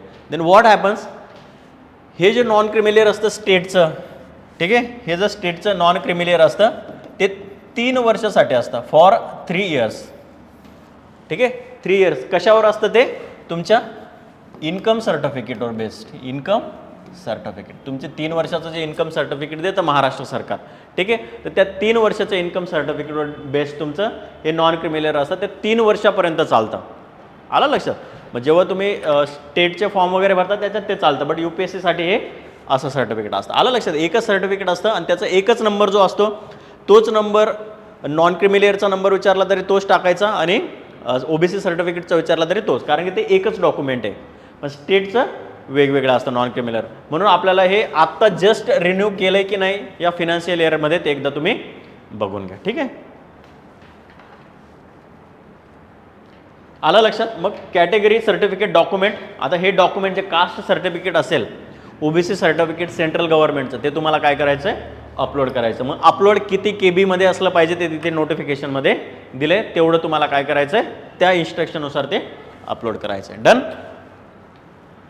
आता बघा, if your father is in service indicate the post held by him if retired. आता जर तुमचे फादर गव्हर्नमेंट सर्व्हिसमध्ये वगैरे असतील किंवा कोणत्या पोस्टमध्ये असतील तर त्याच्यासाठी ते भरायचं आहे. ठीक आहे, if your father is in service indicate post held by him, if retired indicate last post by him. जर नसतील तर नॉट ॲप्लिकेबल लिहायचं आणि असतील, ठीक आहे, मग तिथे जर इफ यस असेल तर ते क्लिक केल्यानंतर परत अजून 2-3 ऑप्शन येतील. मग कोणत्या पोस्टवर होते, ठीक आहे, रिटायर कधी झाले वगैरे, मग ती इन डिटेल इन्फॉर्मेशन तुम्हाला भरावी लागणार. बट जर नसतील तर नॉट ॲप्लिकेबल. आलं लक्षात, व्हेरी सिम्पल. इथपर्यंत झालं. आधार कार्ड वगैरे सगळे profile, social category, caste certificate तुम्हाला इथे अपलोड करायचं. आलं लक्षात, इथे एक विंडो क्लिक करायचं, कास्ट सर्टिफिकेट अपलोड आहे. Now disability profile. Disability, whether you are physically disabled, ठीक आहे, कॅन्डिडेट. तुम्ही डिसेबल्ड आहात का फिजिकली, असाल तर यस, नसाल तर नो. ठीक आहे, मग नाही येत तर नो म्हणायचं. जर तुम्ही फिजिकली हँडिकॅप्ड आहात, जसं आपण सुरुवातीला स्क्राईब वगैरेचं ते अनेक्झेजर वगैरे अपेंडिक्समध्ये बघितलं, ठीक आहे, मग इथं जर तुम्ही यस म्हटलात मग तुम्हाला ते जे अपेंडिक्स आपण सुरुवातीला नोटिफिकेशनमधलं बघितलं तर ते भरून ते काय करावं लागेल, त्याचा फोटो काढून, ठीक आहे, त्याचा फोटो किती JPEG पाहिजे तो तुम्हाला अपलोड करावा लागेल. नो असेल तर मग कोणती डिसेबिलिटी आहे, कोणी तुम्हाला डिक्लेअर केलं आहे, ते जे सर्टिफिकेट असेल ते सर्टिफिकेट तुम्हाला अपलोड करावं लागेल डिसेबिलिटीचं, आणि ते अपेंडिक्समधलं जे रिटर्न तुम्हाला दिलं UPSCने की ते भरून द्या, त्याचं तुम्हाला ते प्रॉपर भरायचं आहे, फोटो काढायचं आहे, कोणत्या मेडिकल ऑफिसरने तुम्हाला फिजिकली हँडिकॅप डिक्लेअर केलं आहे ती सगळी इन्फॉर्मेशन भरायची. आलं लक्षात. आता बघा, have you ever been recommended as physically disabled candidate in any examination conducted by the UPSC in the past. तुम्ही आत्ता समजा डिसेबल्ड नाही आहे, बट याच्या आधी जर UPSCची कोणती एक्झाम झाली असेल, ठीक आहे, तर त्या एक्झाममध्ये तुम्ही फिजिकल हँडिकॅप्ड म्हणून त्या बेनिफिट घेतला आहे का, ठीक आहे, तर तुम्ही काय लिहिणार इथे, नाही. ऑलरेडी तुम्ही नाहीच आहे तर आधी पण नसेलच घेतला. परंतु मग असं पण होऊ शकतं काही काही वेळेस फ्रॉड, की आधी चुकीचं काढलं मग नंतर भेटलं. सो मेक शुअर की दोघांचा आन्सर सेम आला पाहिजे, बिकॉज इथेच तुमचा फ्लॉ चेक होऊन जाईल. ठीक आहे, सो बोथ ऑप्शन असतं ऑर द नो. ठीक आहे, दोघं ठिकाणी तुम्हाला नो टाकायचं आहे. नाव ॲड्रेस प्रोफाईल डिटेल्स. तर प्रोफाईलचे डिटेलिंग तुम्हाला करायचं आहे. बघा काय काय परत तेच भरायचं आहे. ठीक आहे, सो खूप वैताग येतो. बऱ्याचदा पोरांचं म्हणणं आहे की कमीत कमी 2 ते 3 तास लागतात एक फॉर्म भरायला, एकदम फास्ट भरला तर, नाही तर 4-5 तास पण लागतात. जर फोटो वगैरे अपलोड नाही झाला तर मग ते 2 दिवस तो प्रोसेस ते करायला लागते. परत अजून प्रेफरन्सेस वगैरे ते आपण बघणारच आहोत. ठीक आहे, address profile details. Now house number, apartment, building, street, तुम्ही कुठे राहताय. ठीक आहे, विलेज असेल, टाउन, सिटी असेल, तुमचं गाव, तुमच्या गावाचं नाव. सिटी असेल पुणे तर बेटर आहे, एखादं गाव असेल ठीक आहे तर ते गावाचं नाव. डन. स्टेट महाराष्ट्र, मग पिनकोड कोणता पिनकोड जिथे तुम्ही राहताय. ठीक आहे, विलेज. डिस्ट्रिक्ट टाकायचं आहे. Is your permanent address same as correspondence address. बऱ्याचदा काय होतं, तुम्ही जो ॲड्रेस इथे भरतात, तुम्ही टेम्पररी जिथे राहताय ठीक आहे, तुम्ही टेम्पररी जे असतं तो करस्पॉन्डिंग ॲड्रेस असतो, करस्पॉन्डन्स ॲड्रेस असतो. की मी टेम्पररी समजा मी पुण्यात आहे ठीक आहे, सो पुण्यात कुठे मी कोणत्या घरी राहतो, कोणत्या लेनमध्ये राहतो, कोणत्या फ्लॅटमध्ये राहतो, तो झाला करस्पॉन्डन्स ॲड्रेस. ठीक आहे. बट फायनल तुमचे मम्मी पप्पा वगैरे कुठे राहतात, तुमचं जे ओरिजिनल गाव आहे तो परमनंट तुमचा ॲड्रेस आहे. मग ते विचारतात की तुम्ही जो ॲड्रेस टाकला आहे आत्ताचा करस्पॉन्डन्स आणि परमनंट तो सेम आहे का. काही काही लोक जनरली करस्पॉन्डन्स म्हणून जिथे काम करतात, वर्किंग असतात तिथला टाकतात, परमनंट गावाकडचा टाकतात. बट जनरली मुलं काय करतात, परमनंट आणि करस्पॉन्डन्स दोघांचा गावाकडेच टाकतात. आलं लक्षात. म्हणून ते तिथे काय येस नो तुमच्या पद्धतीने, जर डिफरन्स ॲड्रेस असतील त्यानुसार. फादर्स ॲड्रेस, फादर कुठे राहतात त्याच्याबद्दल आहे. आता बघा तुमचं आणि तुमच्या पप्पांचा ॲड्रेस सेम आहे का असं सांगितलं आहे. Your address and your father's address is the same. Yes. House number same, मग तुमचा जो ॲड्रेस असेल तोच पप्पांचा ॲड्रेस, फादरचा ॲड्रेस असेल, पोस्ट ऑफिस वगैरे सेम विथ द मदर. आलं लक्षात. ही सगळी इन्फॉर्मेशन तुम्हाला भरायची. Now educational qualification are declared by the candidate. आता 10वीचं भरलं तुम्ही ठीक आहे, टेन्थचं सर्टिफिकेटवर काय नाव होतं ते सगळं तुम्हाला काय करायचं आहे, भरायचं होतं. ठीक आहे. Now you have to fill this all things. Now you have to fill all this educational qualifications as declared by the candidate. आता बघा पहिलंच काय, क्वालिफिकेशन फ्रॉम इंडियातूनच झालं आहे. काही काही कॅन्डिडेट्स असतात की त्यांनी फॉरेनमधून डिग्री वगैरे घेतलेले असते, मास्टर्स वगैरे केलेलं असतं, सो त्याच्या रिलेटेड आहे. इंडिया क्वालिफिकेशनची लेवल मग ग्रॅज्युएशन असेल, महाराष्ट्र बोर्ड असेल, बोर्ड युनिव्हर्सिटी. ठीक आहे. तुमची डिग्री कशात झाली, समजा यांची बॅचलर ऑफ इंजिनिअरिंग झालं आहे, त्यांची BA असेल, BSc असेल, MA वगैरे व्हॉट एव्हर द डिग्री ते तुम्हाला टाकायचं आहे. ठीक आहे. मीडियम ऑफ स्ट्रीम, आता यांनी डिटेलिंग केलं, इंजिनिअरिंग झालं पण इंजिनिअरिंग पण कशात झालं आहे, देन इथे मेकॅनिकल आहे सपोज, मग पर्सेंटेज, CGPA, रोल नंबर. आलं लक्षात. या सगळ्या गोष्टी तुम्हाला काय करायच्यात, भरायच्यात. आणि मार्क्स, CGPA, ग्रेड आणि डेट. ठीक आहे. ती डेट वगैरे तुम्हाला दिली आहे बघा. मग काय दिलं आहे, कम्प्लिटेड. ठीक आहे. ग्रॅज्युएट कम्प्लीट झालं, ग्रॅज्युएशन आहे की कम्प्लिटेड. मग तू कुठून झालं आहे, बहिणाबाई त्यांचं जे आहे कॉलेज वगैरे तिथून. मग इथं तुम्हाला टाकायचं आहे की कोणती स्ट्रीम होती, मीडियम काय होतं, CGPA स्कोअर काय होता, हे सगळं इन डिटेलिंग टाकायचं. की इथे CGPA स्कोअर दिला 6.8. तुमचं जो असेल CGPA असेल ते टाका, पर्सेंटेज असेल जे असेल ते टाकायचं. डन. आता हायर एज्युकेशन बघा, इंडिया हायर सेकंडरी म्हणजे 12वी, महाराष्ट्र. मग हे सगळं कुठून झालं आहे. ठीक आहे. तुमचं काय इथे रोल नंबर वगैरे तुम्हाला टाकायचं आहे. डन. रोल नंबर आणि तारीख, कधी तुमचं ते इश्यू झालेलं आहे. आणि खालच्या कॉलममध्ये काय मग कंप्लीट झालं आहे, क्वालिफिकेशनची लेवल काय, बोर्ड, ते मीडियम, इथे जे मीडियम दिलं इंग्लिश, पर्सेंटेज मार्क्स ते तुम्हाला भरायचं. आलं लक्षात. सो ह्या पद्धतीने वरच्या कॉलममध्ये तुम्ही कुठून केलं आहे, काय काय केलं आहे, आणि खालच्या कॉलममध्ये किती मार्क्स वगैरे आहेत ते तुम्हाला भरायचं. तुमचं जे क्वालिफिकेशन असेल ते इन डिटेल इथे भरायचं. बघा इथं 70% आणि इथे मग तारीख कधी इश्यू झालं ते सर्टिफिकेट आणि पर्सेंटेज, असं वरती काय दिलं आहे आणि ते खाली. आलं लक्षात. सो ॲज पर दिस तुम्हाला काय करायचं, ते फॉर्म भरायचं आहे. Educational qualification. आलं लक्षात. सोपं होतं ते.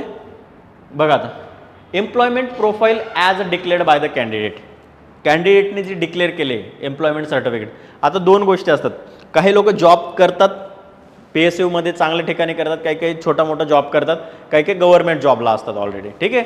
सो या त्यांच्यासाठी की काय दिलं आहे, सेल्फ एम्प्लॉईड डिटेल्स आहेत. Have you ever been self employed म्हणजे कुठेतरी जॉब वगैरे केला आहे का. ठीक आहे. त्याच्याबद्दल आहे. जर यस लिहिलं मग कोणत्या कंपनीत केलं आहे, कोणत्या पोस्टवर केलं आहे. ठीक आहे. त्या गोष्टी तुम्हाला ॲड करावं लागतील. जर नसेल केला just you have just pass out from the university and then just preparing for the UPSC, then your answer should be no. Okay. You are not employed yet. Okay. आता बघा no, have you ever been employed, no.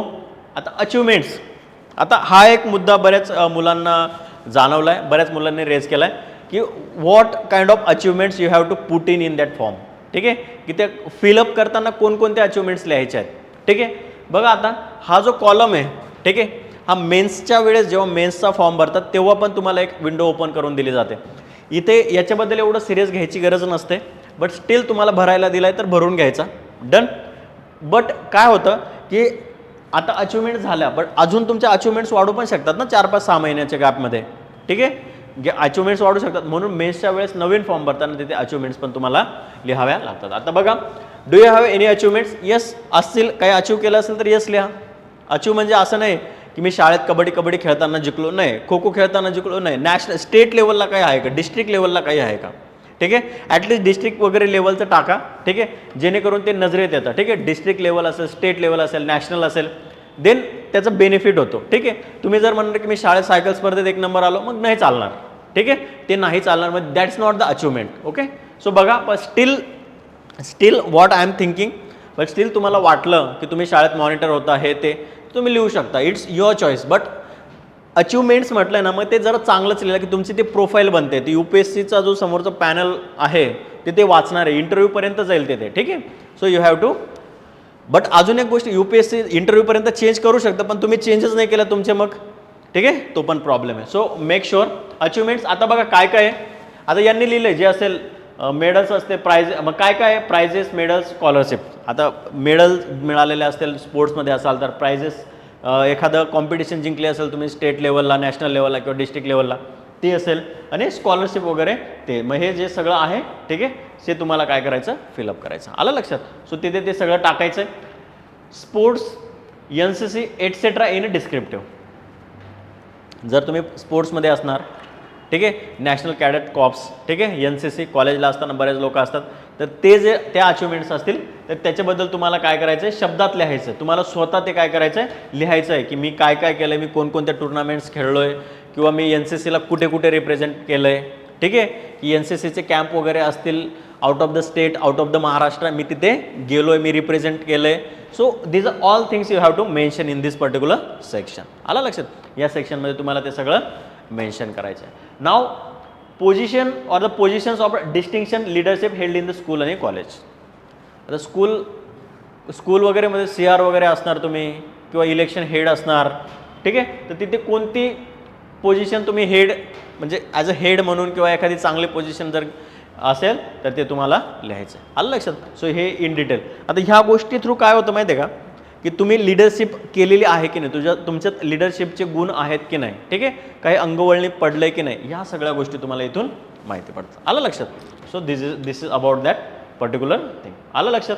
So मग other extra curricular activities आणि interest.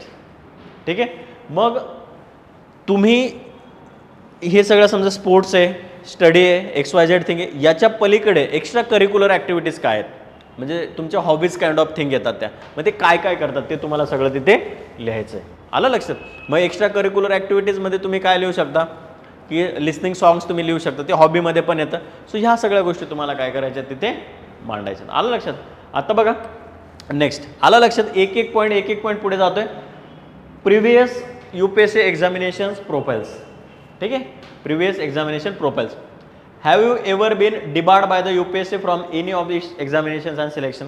तुमचं एखाद्या वेळेस selection झालं आहे आणि तुम्ही काहीतरी झोल केला आहे, घोटाळा केला आहे आणि तुम्हाला डिबार केला, असं झालं आहे का, तर नाही झालं. नो. येस, इथे काय लिहायचं, नो.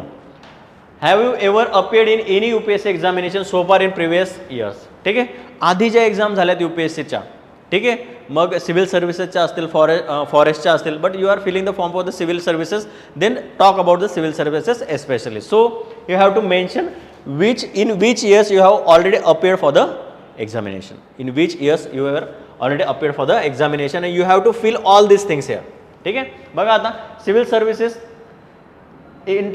बघा आता inter examination year, roll number टाकायचा आहे. आणि मग काय झालं माहिती आहे का, बऱ्याच लोकांकडे रोल नंबरच नसतो.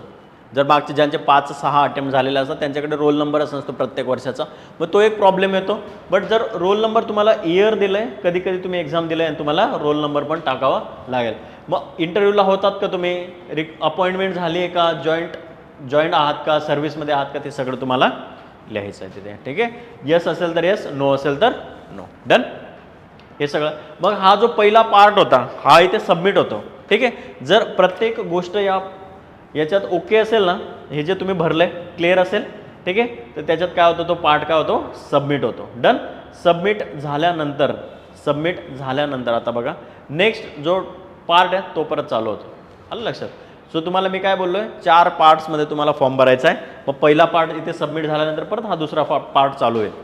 आलं लक्षात? बघा आता URN नंबर, परत ॲप्लिकेशन नंबर फुल, हे ऑलरेडी भरलेलं येईल. आता काही गोष्टी तुम्हाला परत टाकाव्या नाही लागणार. ठीक आहे, हे ऑलरेडी फिलअप येतं.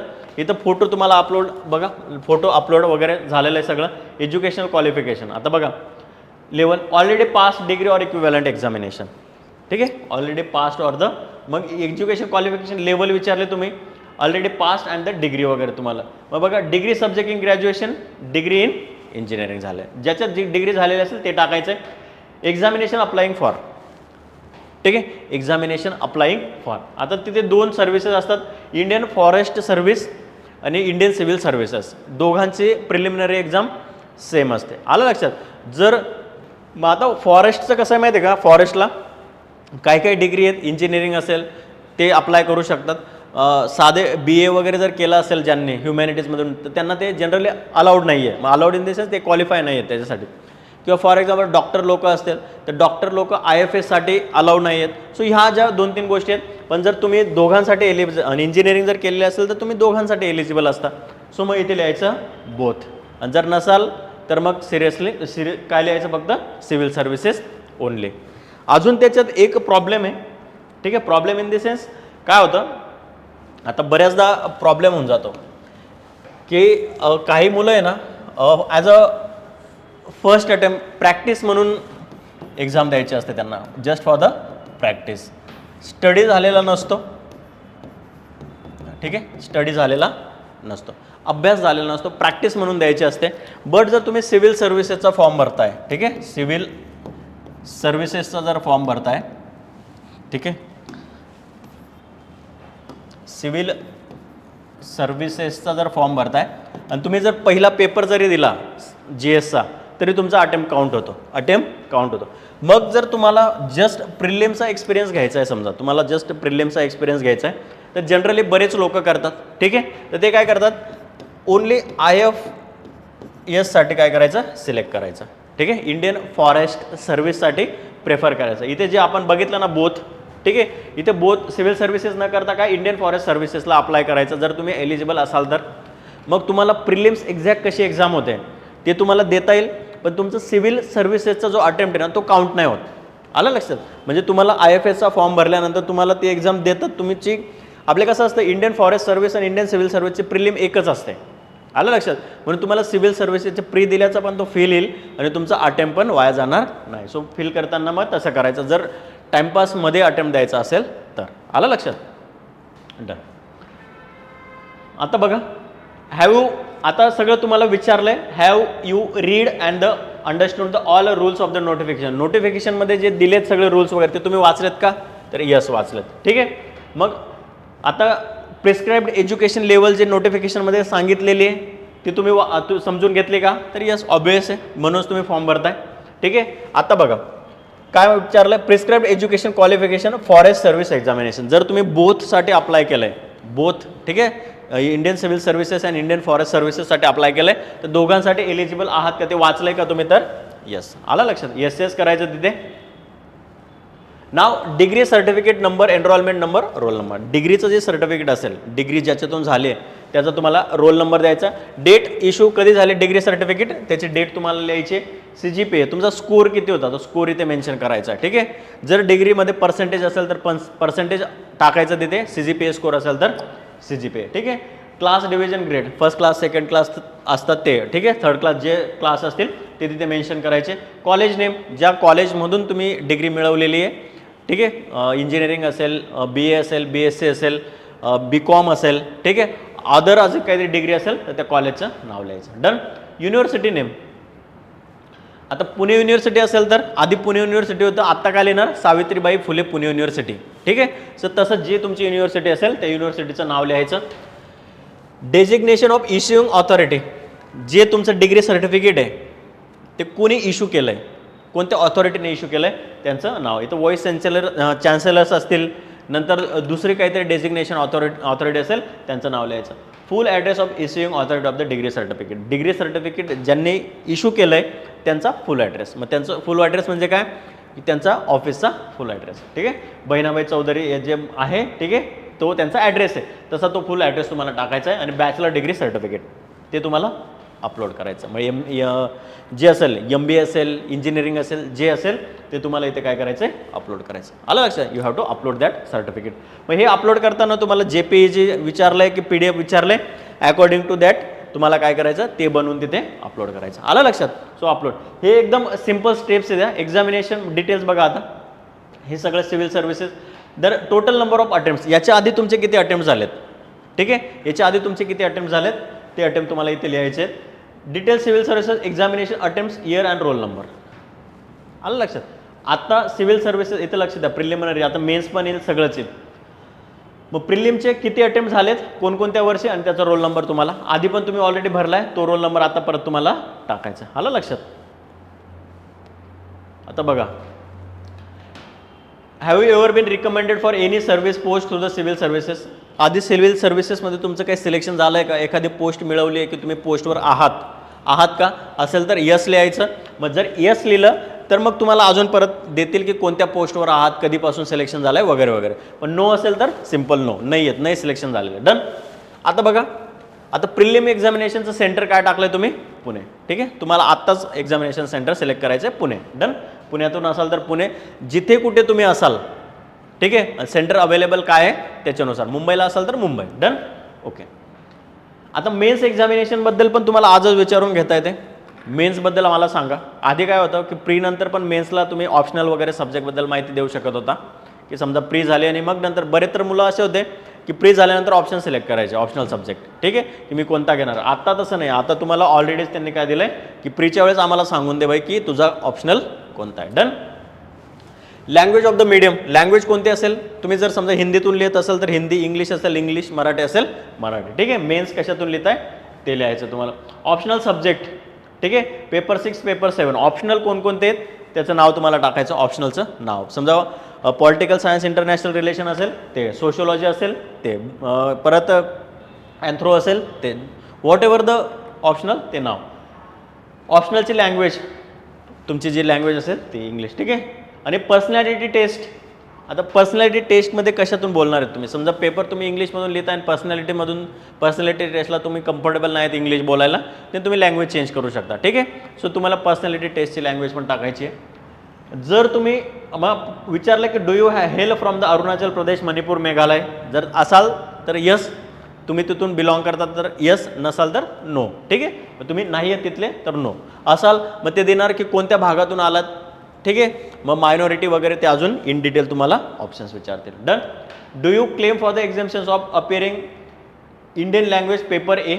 ठीक आहे. तुम्ही काही करताय का क्लेम वगैरे, की काय म्हणताय, do you claim for एक्झाम्शन from appearing Indian language paper ए. तुम्ही असं इंडियन लँग्वेजचा जो पेपर आहे त्याला तुम्ही एक्झाम्शन हवं आहे असं अपिअर म्हणजे केलं आहे का तुम्ही ॲप्लिकेशन, तर तो नोच लिहायचा. ठीक आहे, no. Select the language for the paper A. आता पेपर ए म्हणजे काय, Indian language, any Indian language. आधी लोक दुसरे घ्यायचे, पण आता जर तुम्ही महाराष्ट्रातून येत तर मराठी इज द तुम्हाला इझी येतं. मग त्याच्यात काय असतं ते क्वालिफाईंग पेपर असतात ते.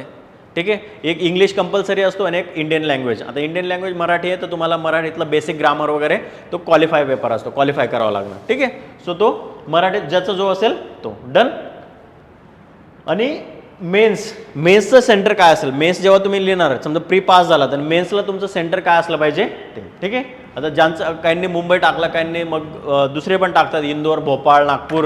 ठीक आहे, सॉरी नागपूर नाही, अहमदाबाद वगैरे ते पण टाकतात. सो ते डिपेंड्स ऑन यू की तुम्हाला कुठून मेन्स लिहायचे, मग ते तुम्ही ते तसं मेन्शन करा. आलं लक्षात.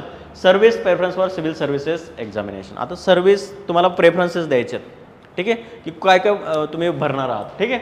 आता बघा इथे, have you read and understood the number of attempts permissible to the candidate restricted para 3 restriction apply. म्हणजे तुम्हाला जे नोटिफिकेशनमध्ये दिलं आहे तुम्ही अवेअर आहात की तुम्हाला किती अटेम्प्ट्स अलाउ केलेले आहेत, तुम्ही किती अटेम्प्ट्सपर्यंत देऊ वगैरे शकतात एक्झामिनेशन, त्याच्याबद्दल विचारलं आहे. वाचलं आहे का, तर यस, जनरली यस. ठीक आहे. नो नाही म्हणू शकत तुम्ही. मग ते विचार नो म्हटलं की मग परत जाणे वाचा असं असणार ते. ठीक आहे. So yes. डन. आलं लक्षात. हे service preference for civil services. आता एक लक्षात घ्या, तुम्हाला सर्व्हिसेसचे प्रेफरन्सेस द्यायचे आहेत. इथपर्यंत बघितलं. ठीक आहे. याच्यानंतरचा जो पार्ट असेल तो लास्ट पार्ट असेल. तुम्हाला काय काय टाकायचं मी डायरेक्ट सिंपल तुम्हाला सांगून दिलं की काय काय भरायचं, जर कास्ट असेल कॅटेगरी असेल काय काय टाकायचं ते. याच्यानंतर प्रेफरन्सेस नंतर पण कॅटेगरीबद्दल अजून थोडी इन्फॉर्मेशन आहे ती आपल्याला बघायची. आता बघा प्रेफरन्सेस, आता हे इन्स्ट्रक्शन वाचायच्या सगळ्या, नोट 1 नोट 2 नोट 3, ठीक आहे. मग काय services which are not required to be opted have been shown not opted. म्हणजे काय करायचं माहिती आहे का, तुम्हाला कोणकोणत्या सर्व्हिसेस पाहिजेत, ठीक आहे, त्यांनी ही सगळी लिस्ट दिलेली आहे, ठीक आहे. 23-24 ज्या पूर्ण आहेत, ठीक आहे, लिस्ट पूर्ण लिस्ट दिलेली आहे की जेवढ्या जेवढ्या सर्व्हिसेसमध्ये तुमचं सिलेक्शन होऊ शकतं. नाव त्यांच्यापैकी तुम्हाला कोणत्या हव्या आहेत, ठीक आहे. टॉपला जर तुम्ही रँकमध्ये बसले, समजा ऑल इंडिया रँक आला पहिला तुमचा, ठीक आहे. सो जर तुम्ही IPS टाकले तर IPS भेटणार, IAS टाकले तर IAS भेटणार, ठीक आहे. सो तुम्ही मागणार ती पोस्ट तुम्हाला पहिल्या रँकला भेटणार आहे. तो so this is the main thing. आलं लक्षात. So preference 2 preference 3. आता बघा, आता यांनी काय टाकलं आहे, IPS ऑफिसर आहे, इंडियन पोलीस सर्व्हिस प्रेफरन्स 1 आहे, IAS प्रेफरन्स 2, IFS प्रेफरन्स 3. आलं लक्षात, प्रेफरन्स 3. देन आता डिपेंड्स की तुम्हाला कोणत्या पोस्टवर जायचं आहे, डिपेंड्स की तुम्हाला कोणत्या पोस्टवर जायचं आहे. आता यांनी बघा IRS इंडियन रेव्हेन्यू कस्टम्स 4 नंबरला, IRS IT 5 नंबरला, IRS income tax done. Then इथे बघा Indian audits and account services 6 नंबरला आहे, इंडियन सिव्हिल अकाउंट सर्व्हिसेस 7 नंबरला आहे. आता पर्टिक्युलरली काय होतं माहिती आहे का, आपला प्रेफरन्स ठरलेला आहे ऑल इंडिया ज्या सर्व्हिसेस आहेत IAS IFS आणि IPS, ठीक आहे. सो फॉर द बेसिक आपल्या बाकीच्यांचं कसं असतात, IAS IPS IFS किंवा हे इंटरचेंज करतात बरेच लोक. देन IRS कस्टम्स, ठीक आहे. देन IRS IT, काही जण इंडियन रेल्वे सर्व्हिसेस टाकतात. देन इंडियन ऑडिट सर्व्हिसेस टाकतात, ठीक आहे. ह्या ज्या बेसिक सर्व्हिसेस आहेत, ठीक आहे, सुरुवातीच्या 5-7 जे रँक आहेत ते यातले असले पाहिजेत, ठीक आहे. मग यातले जर बेसिक असले तर तुम्हाला मेजर चान्सेस असतात. तुम्ही ऑप्शन सगळेच टाका, पण सुरुवातीतले मेजर तुमचा प्रेफरन्स ठरलेला असला पाहिजे, ठीक आहे. आलं लक्षात. हे बघा असा प्रेफरन्स डन. 15, 16, 17, 19 पर्यंत हा पूर्ण प्रेफरन्स तुम्हाला 23 मधून द्यायचा आहे. की शेवटी सगळ्यात शेवटी कोणती पोस्ट असेल ते तुमच्यावर डिपेंड आहे की तुम्हाला रिसर्च केल्यानंतर. बट बेसिक ज्या सर्व्हिसेस आहेत तुमच्या प्रेफरन्सनुसार, आता बऱ्याच लोकांना IPS आवडतात, IPS पहिली असेल, IAS असेल तर ती सेकंडला असेल. So depends, okay. सो त्या सर्व्हिसेस प्रेफरन्स तुम्ही त्या प्रकारे द्यायचे. आता इथपर्यंत झालं. आता जर तुम्ही OBC कॅटेगरीमधून आहात, ठीक आहे, समजा दुसऱ्या अदर XYZ कॅटेगरीमधून आहात, तर त्याला एवढं इन डिटेलिंग नाही आहे, ठीक आहे. एक सर्टिफिकेट अपलोड केलं तर ते होऊन जातं. बट OBCसाठी OBC अनेक्झॅक्ट डिटेल्स, तो स्पेशली OBC कॅन्डिडेटसाठी काय काय डिटेलिंग आहे बघा. फादर्स डेट ऑफ बर्थ, फादरचं डेट ऑफ बर्थ तुम्हाला लिहायचं आहे, तुमच्या मदरची डेट ऑफ बर्थ लिहायची आहे, पॅन कार्ड फादर मदर, ठीक आहे, अवेलेबल असेल तर यस लिहायचं, फादरचं पॅन कार्ड अवेलेबल यस, पॅनचा नंबर, मदरचं पॅन कार्ड अवेलेबल आहे यस, मदरचं पॅन नंबर टाकायचा, नसेल तर नो, ओके. ह्या पद्धतीने तुम्हाला करायचं, ठीक आहे. फादर्स एम्प्लॉयमेंट डिटेल्स, आता तुम्ही टाकलं की अदर बॅकवर्ड क्लासेसमध्ये येतात, त्याचं काहीतरी क्रायटेरिया आहे, ठीक आहे. उत्पन्न एवढ्या एवढ्या पैशाचे खाली असलं पाहिजे. मग तुमचे पॅरेंट्स काय करताय, ठीक आहे, काय एम्प्लॉयमेंट आहे त्याच्यावरून ते काय होणार ठरणार. बघा आता फादर्स एम्प्लॉयमेंट डिटेल्स, प्रोफेशन जर ॲग्रिकल्चर आहे, फादर्स एम्प्लॉयमेंट स्टेटस नो, ॲग्रिकल्चरमध्ये काय एम्प्लॉयमेंट आहे, पण जर तुम्ही PSU वगैरेमध्ये कंपनीत कामाला असेल तर ते लिहा done. Father's constitutional post, constitutional post आहे का नाही, ठीक आहे. फादर्स आर्म फोर्सेस पॅरामिलिटरी, जर सर्व्हिसमध्ये असतील तर यस लिहायचं, नाही आहेत तर नो लिहायचं, ठीक आहे. आता मदर एम्प्लॉयमेंट असेल तर एम्प्लॉयमेंट कोणत्या पोस्टवर ते लिहा, नसेल तर हाऊसवाईफ लिहा, ठीक आहे. Mother's employment status no, profession काय आहे हाऊसवाईफ आहे डन. फादरचं प्रोफेशन काय आहे ॲग्रिकल्चर, एम्प्लॉयमेंट नाही डन. सो हे आहे नाही आहे. मदर, आता बघा mother arm forces no, agriculture लँडबद्दल आता तुम्हाला इन्फॉर्मेशन दिली आहे बघा. आता पॅरेंटल लँड अवेलेबल यस, आता तुमच्या तर नावावर नसणारच आहे, पण तुमच्या पप्पा मम्मीच्या नावावर पण आहे, पण ती त्यांच्या पॅरेंट्सने ते काय केले नावावर केले, म्हणून parental land yes. Irrigated area, आता तुम्हाला दिलं आहे की तुमच्याकडे जी लँड आहे, ठीक आहे, त्याच्यात इरिगेटेड लँड किती आहे तुमच्याकडे, ठीक आहे, तर ती हेक्टर्समध्ये लिहायचे, ठीक आहे, हेक्टर्समध्ये लिहायचे. अनइरिगेटेड एरिया की जे पडीक जमीन आपण म्हणतो, ठीक आहे, पडीक इन दी सेन्स की फक्त ते पावसाच्या पाण्यावरच तिला काय केलं जातो, रिजिड बऱ्याचदा म्हणतो, तर ते किती एरिया आहे तो तिथं मेन्शन करायचं. बघा आता statutory ceiling limit of irrigation. आता ओबीसीमध्ये तुमची जर गणना करायची असेल तर तुमच्याकडे इरिगेटेड लँड किती असली पाहिजे. स्टॅच्युटरी सेलिंग म्हणजे मॅक्झिमम जमीन किती असली पाहिजे तर 7.28 हेक्टर. ठीक आहे, 7.28 हेक्टर तुमच्याकडे लँड असेल, त्याच्या आत असेल then you come under the OBC. त्याच्यापेक्षा जास्त असेल then you come under the creamy layer. आलं लक्षात. Statutory ceiling limit for the अनइरिगेटेडसाठी लिमिट जास्त असेल, सेलिंग जास्त असेल, मग ती किती आहे 21.85 हेक्टर्स. हे लक्षात असू द्या. ठीक आहे, सो एवढी जमीन तुम्हाला टाकावी लागेल. Land type details not applicable. कोणकोणते आता ते लँडचे टाईप्स असतील ते बरेचदा तुम्हाला टाकावं लागतात, बट नॉट ॲप्लिकेबल. ठीक आहे, डन. एवढं more than sufficient. Father's income tax return. आता फादर जे आहेत तुमचे पॅरेंट्स जे असतील त्यांचे इन्कम टॅक्स रिटर्नबद्दल तुम्हाला इन्फॉर्मेशन विचारले. मग जनरली मागच्या 3 वर्षाचं इन्कम टॅक्स रिटर्न फाईल करावं लागतं. ठीक आहे, काय 2025, 24 आणि 23. आता 26चं पुढच्या वर्षी लागू होईल. 23, 24, 25चा काय इन्कम फ्रॉम सॅलरी असेल, जॉब असेल तर सॅलरीपासून इन्कम, नसेल तर 0. इन्कम फ्रॉम ॲग्रिकल्चर, तुमचा जो प्रोफेशन आहे, मग तुम्ही जो प्रोफेशन टाकलेला राहील फॉर्ममध्ये, ॲग्रिकल्चर असेल, बँकिंग असेल, सर्व्हिस असेल, XYZ, तिथून किती इन्कम होतं ते. मग हे इन्कम तुम्ही ओरिजिनल टाकता का तर नाही, तुमचे इन्कम सर्टिफिकेटवर जे उत्पन्न असतं ते तुम्हाला टाकावं लागतं. Done. Income from other sources म्हणजे काय, जर तुम्ही ट्रेडिंग वगैरे काही करत असाल आणि त्याच्यातून तुमचं उत्पन्न एवढं येतं की तुम्ही इन्कम टॅक्स भरतात, तर ते पण तुम्हाला इथे टाकावं लागणार. आलं लक्षात त्या उत्पन्नावर. मग फील्ड ITR नसेल, अपलोडेड ITR, जर तुमचं उत्पन्न इन्कम टॅक्सच्या ब्रॅकेटमध्ये येत असेल then and then you can file the income tax. ठीक आहे, ॲग्रिकल्चरला इन्कम टॅक्स जनरली लागत नाही. ठीक आहे, ॲग्रिकल्चरवर इन्कम टॅक्स लागू होत नाही, ते आपल्याला सगळ्यांना माहिती आहे. This is the one thing. Second thing, जर तुम्ही ब्रॅकेटमध्ये येत असणार तर तुम्ही ते फाईल करावे लागते. आलं लक्षात, तेवढं तुम्ही लिहायचं. मदरबद्दल, जर आई जर चांगल्या सर्व्हिसवर असेल मदर, तर त्याच्याबद्दल इन डिटेल लिहा, नसेल तर नो वरीज. आलं लक्षात. आता बघा wealth details. Whether the wealth held is above the exemption limit.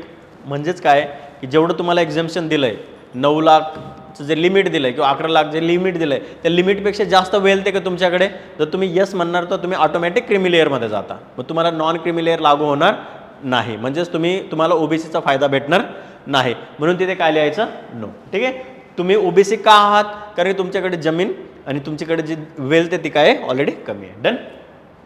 Documentary proof status not provided. म्हणजे लँड वगैरेचं जे 7/12 वगैरे बऱ्याच गोष्टी लागतात, ते कंपल्सरी नसेल तर नाही द्यायचं, लागत असेल देन अपलोड. डन. बघा आता अंडरटेकिंग, स्टेट महाराष्ट्र आहे, डिस्ट्रिक्ट, विलेज तुमचं ते टाकायचं. आणि आता हे डिक्लेरेशन. आता हे डिक्लेरेशन बघा, आता आलं लक्षात. सो पूर्ण 4 पार्ट, हा जो लास्टचा, हा जो पेमेंट वगैरेचा आहे, हा तिसरा इथला पार्ट झाला, पेमेंटचा लास्ट पार्ट येतो. मग अमाऊंट वगैरे ओबीसी असेल किती काय काय लागतं ते. आता पॉलिसी बघा, आता policy disclosure. Do you want to make available your personal information for the accessing job opportunities. आता हे कशासाठी आहे बघा, आता बऱ्याचदा UPSCने एक काय झालं की बरेच लोक इंटरव्ह्यूपर्यंत जाऊन पण नंतर अनएम्प्लॉईड कंडिशनमध्ये अनएम्प्लॉईड राहायचे. त्याच्यामुळे UPSC काय करतं की जे लोक बऱ्यापैकी इंटरव्ह्यूपर्यंत पोहोचलेले आहेत, ज्याचं कॅलिबर हाय, एज्युकेशन लेवल हाय, ते लोक काय करतात, तर ते UPSCकडे त्यांचा सगळा डेटा असतो. आणि मग समजा PSU वगैरे असतील, TCS सारख्या कंपनीज असतील किंवा MNCs असतील, ठीक आहे, आणि आपल्या पब्लिक सेक्टर गव्हर्नमेंटच्या ज्या कंपनीज असतील, ठीक आहे, त्या कंपनीचा तो डेटा देतात. मग तिथे जर व्हॅकन्सी निघाल्या आणि तिथे जर हे फिट झाले तर यांचं ऑटोमॅटिक सिलेक्शन होऊन जातं तिकडे. ठीक आहे, यांना फक्त इंटरव्ह्यू वगैरेला बोलवतात आणि मग त्यांचं सिलेक्शन होतं. मग त्या ज्या वेगवेगळ्या एक्झाम्स होतात त्यांच्यासाठी तुमचा डेटा द्यायचा का असं तुम्हाला विचारलं आहे, तर तुम्ही नो म्हटलात तर मग नाही, तुम्हाला ते नोटिफिकेशन नाही येणार. बट येस म्हटलात तर तुमचं सिलेक्शन तिकडे पण होऊ शकतं. आलं लक्षात. सो बघा आता लास्टला बघा, document uploaded by the candidate for the civil services examination. आता कोणकोणते डॉक्युमेंट्स अपलोड केलेत. मॅट्रिक्युलेशन सर्टिफिकेट म्हणजे 10वीचं certificate, SC ST OBC creamy layer जे होतं ते टाकलंय तुम्ही. सर्टिफिकेट फोटो, सर्टिफिकेटचा फोटो टाकलाय, लाईव्ह फोटो तुम्ही टाकलाय. Certificate of the signature, yes signature पण टाकलाय. आता डिग्री सर्टिफिकेट टाकलाय. डन. आता ही गोष्ट, आता तुम्ही फोटो वगैरे टाकला असेल, सिग्नेचरसाठी काय होतं माहिती आहे का, आता declaration for the civil services याला काय म्हणायचं, यस. ओके, सगळं मी वाचलंय, हे तुम्ही डिक्लेरेशन वाचून. आता या ज्या सिग्नेचर आहेत 1 2 3, आता सिग्नेचरचं कसं आहे माहिती आहे का, सिग्नेचरला एक असा A4 साईज पेपर घ्यायचा, ठीक आहे, 1 2 आणि 3. आता समजा एक साईन आहे, ठीक आहे, सो एका खाली एक अशा साईन काय करायच्या करून घ्यायच्या आणि ते JPEG फॉर्मॅट जो विचारला आहे, ठीक आहे, तर त्या फॉर्मॅटमध्ये फोटो काढून तो काय करायचा तुम्हाला सिग्नेचर असंच अपलोड करायचं आहे. आणि इथे पण शेवटी सिग्नेचर या प्रकारे 1 2 3 तुमचे सगळ्या सिग्नेचर काय असल्या पाहिजे, सेम असल्या पाहिजे. सिग्नेचर डिफरंट असेल तर there is a scope for the doubt. अलग scope for the doubt. So ह्या पद्धतीनेच तुमचे सिग्नेचर वगैरे काय असल्या पाहिजे. आणि जेव्हा सिग्नेचर अपलोड करायला फोटोबरोबर सिग्नेचर अपलोड करायचे असते तर तेव्हा कसे या फॉर्मॅटमध्ये एक कोरा पेपर घ्यायचा, A4 साईज पेपर घ्यायचा असा आणि त्याच्यावर एकाखाली एक 1 2 3 असा प्रॉपर आणि ते, ठीक आहे, जे असेल ते तुमच्या सिग्नेचर काढून त्याचं जेवढ्या फॉर्मॅटमध्ये जेवढ्या JPEGमध्ये फोटो पाहिजे तेवढा द्यायचा. आलं लक्षात. So this thing you have to do. आलं. आणि मग UPSCचं डिक्लेरेशन हा होता फॉर्म, ठीक आहे. सो हा जो लास्ट डिक्लेरेशन वगैरे हे जे होतं हा लास्ट पार्ट होता तुमचा इथपर्यंत, ठीक आहे, डॉक्युमेंट्स. आणि देन जेव्हा फी वगैरे तुम्ही भरायचं येतं इथे, ठीक आहे, तर फी भरायचा तुमचा हा असतो लास्ट पार्ट. त्याच्या आधी तुमचे सगळे पार्ट 1 2 3 कंप्लीट होतात. इनिशियली तुम्हाला UTR भरावं लागतं. आलं लक्षात. सो युनिव्हर्सल रजिस्ट्रेशन नंबर वगैरे झाल्यानंतर तुम्हाला 1 बाय 1 तुम्हाला काय करावं लागतं, फॉर्म सबमिट करावं लागतं. आणि जेव्हा आपण इनिशियली बघितलं, ठीक आहे, की आपला 4 पार्टमध्ये हा पार्ट कंप्लीट झाला तरच दुसऱ्या पार्टवर भरता येतं, दुसरा कंप्लीट झाला तर तिसरा, आणि तिसरा कंप्लीट झाला देन अँड देन ओनली तुमचा फॉर्म काय होतो, सबमिट होतो.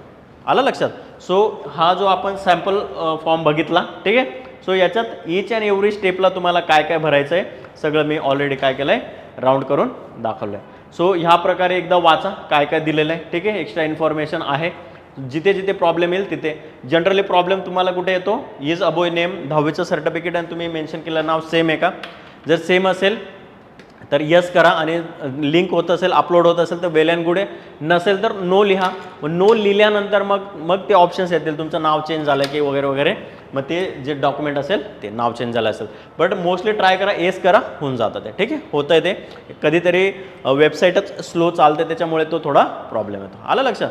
सो देर आर जास्त काही इश्यू नाही. आलं लक्षात. सो ह्या प्रकारे तुम्ही काय करा, फॉर्म भरा, ठीक आहे. सो बऱ्यापैकी ज्या गोष्टी असतात त्या गोष्टी आपण बघण्याचा प्रयत्न केला आहे. काय होतं की बऱ्याच लोकांना इनिशियली फॉर्म भरायला प्रॉब्लेम येतो. सो मेक शुअर की जे आपण सांगितलं आहे त्या पद्धतीने स्टेप बाय स्टेप जा आणि तो फॉर्म भरा. आलं लक्षात.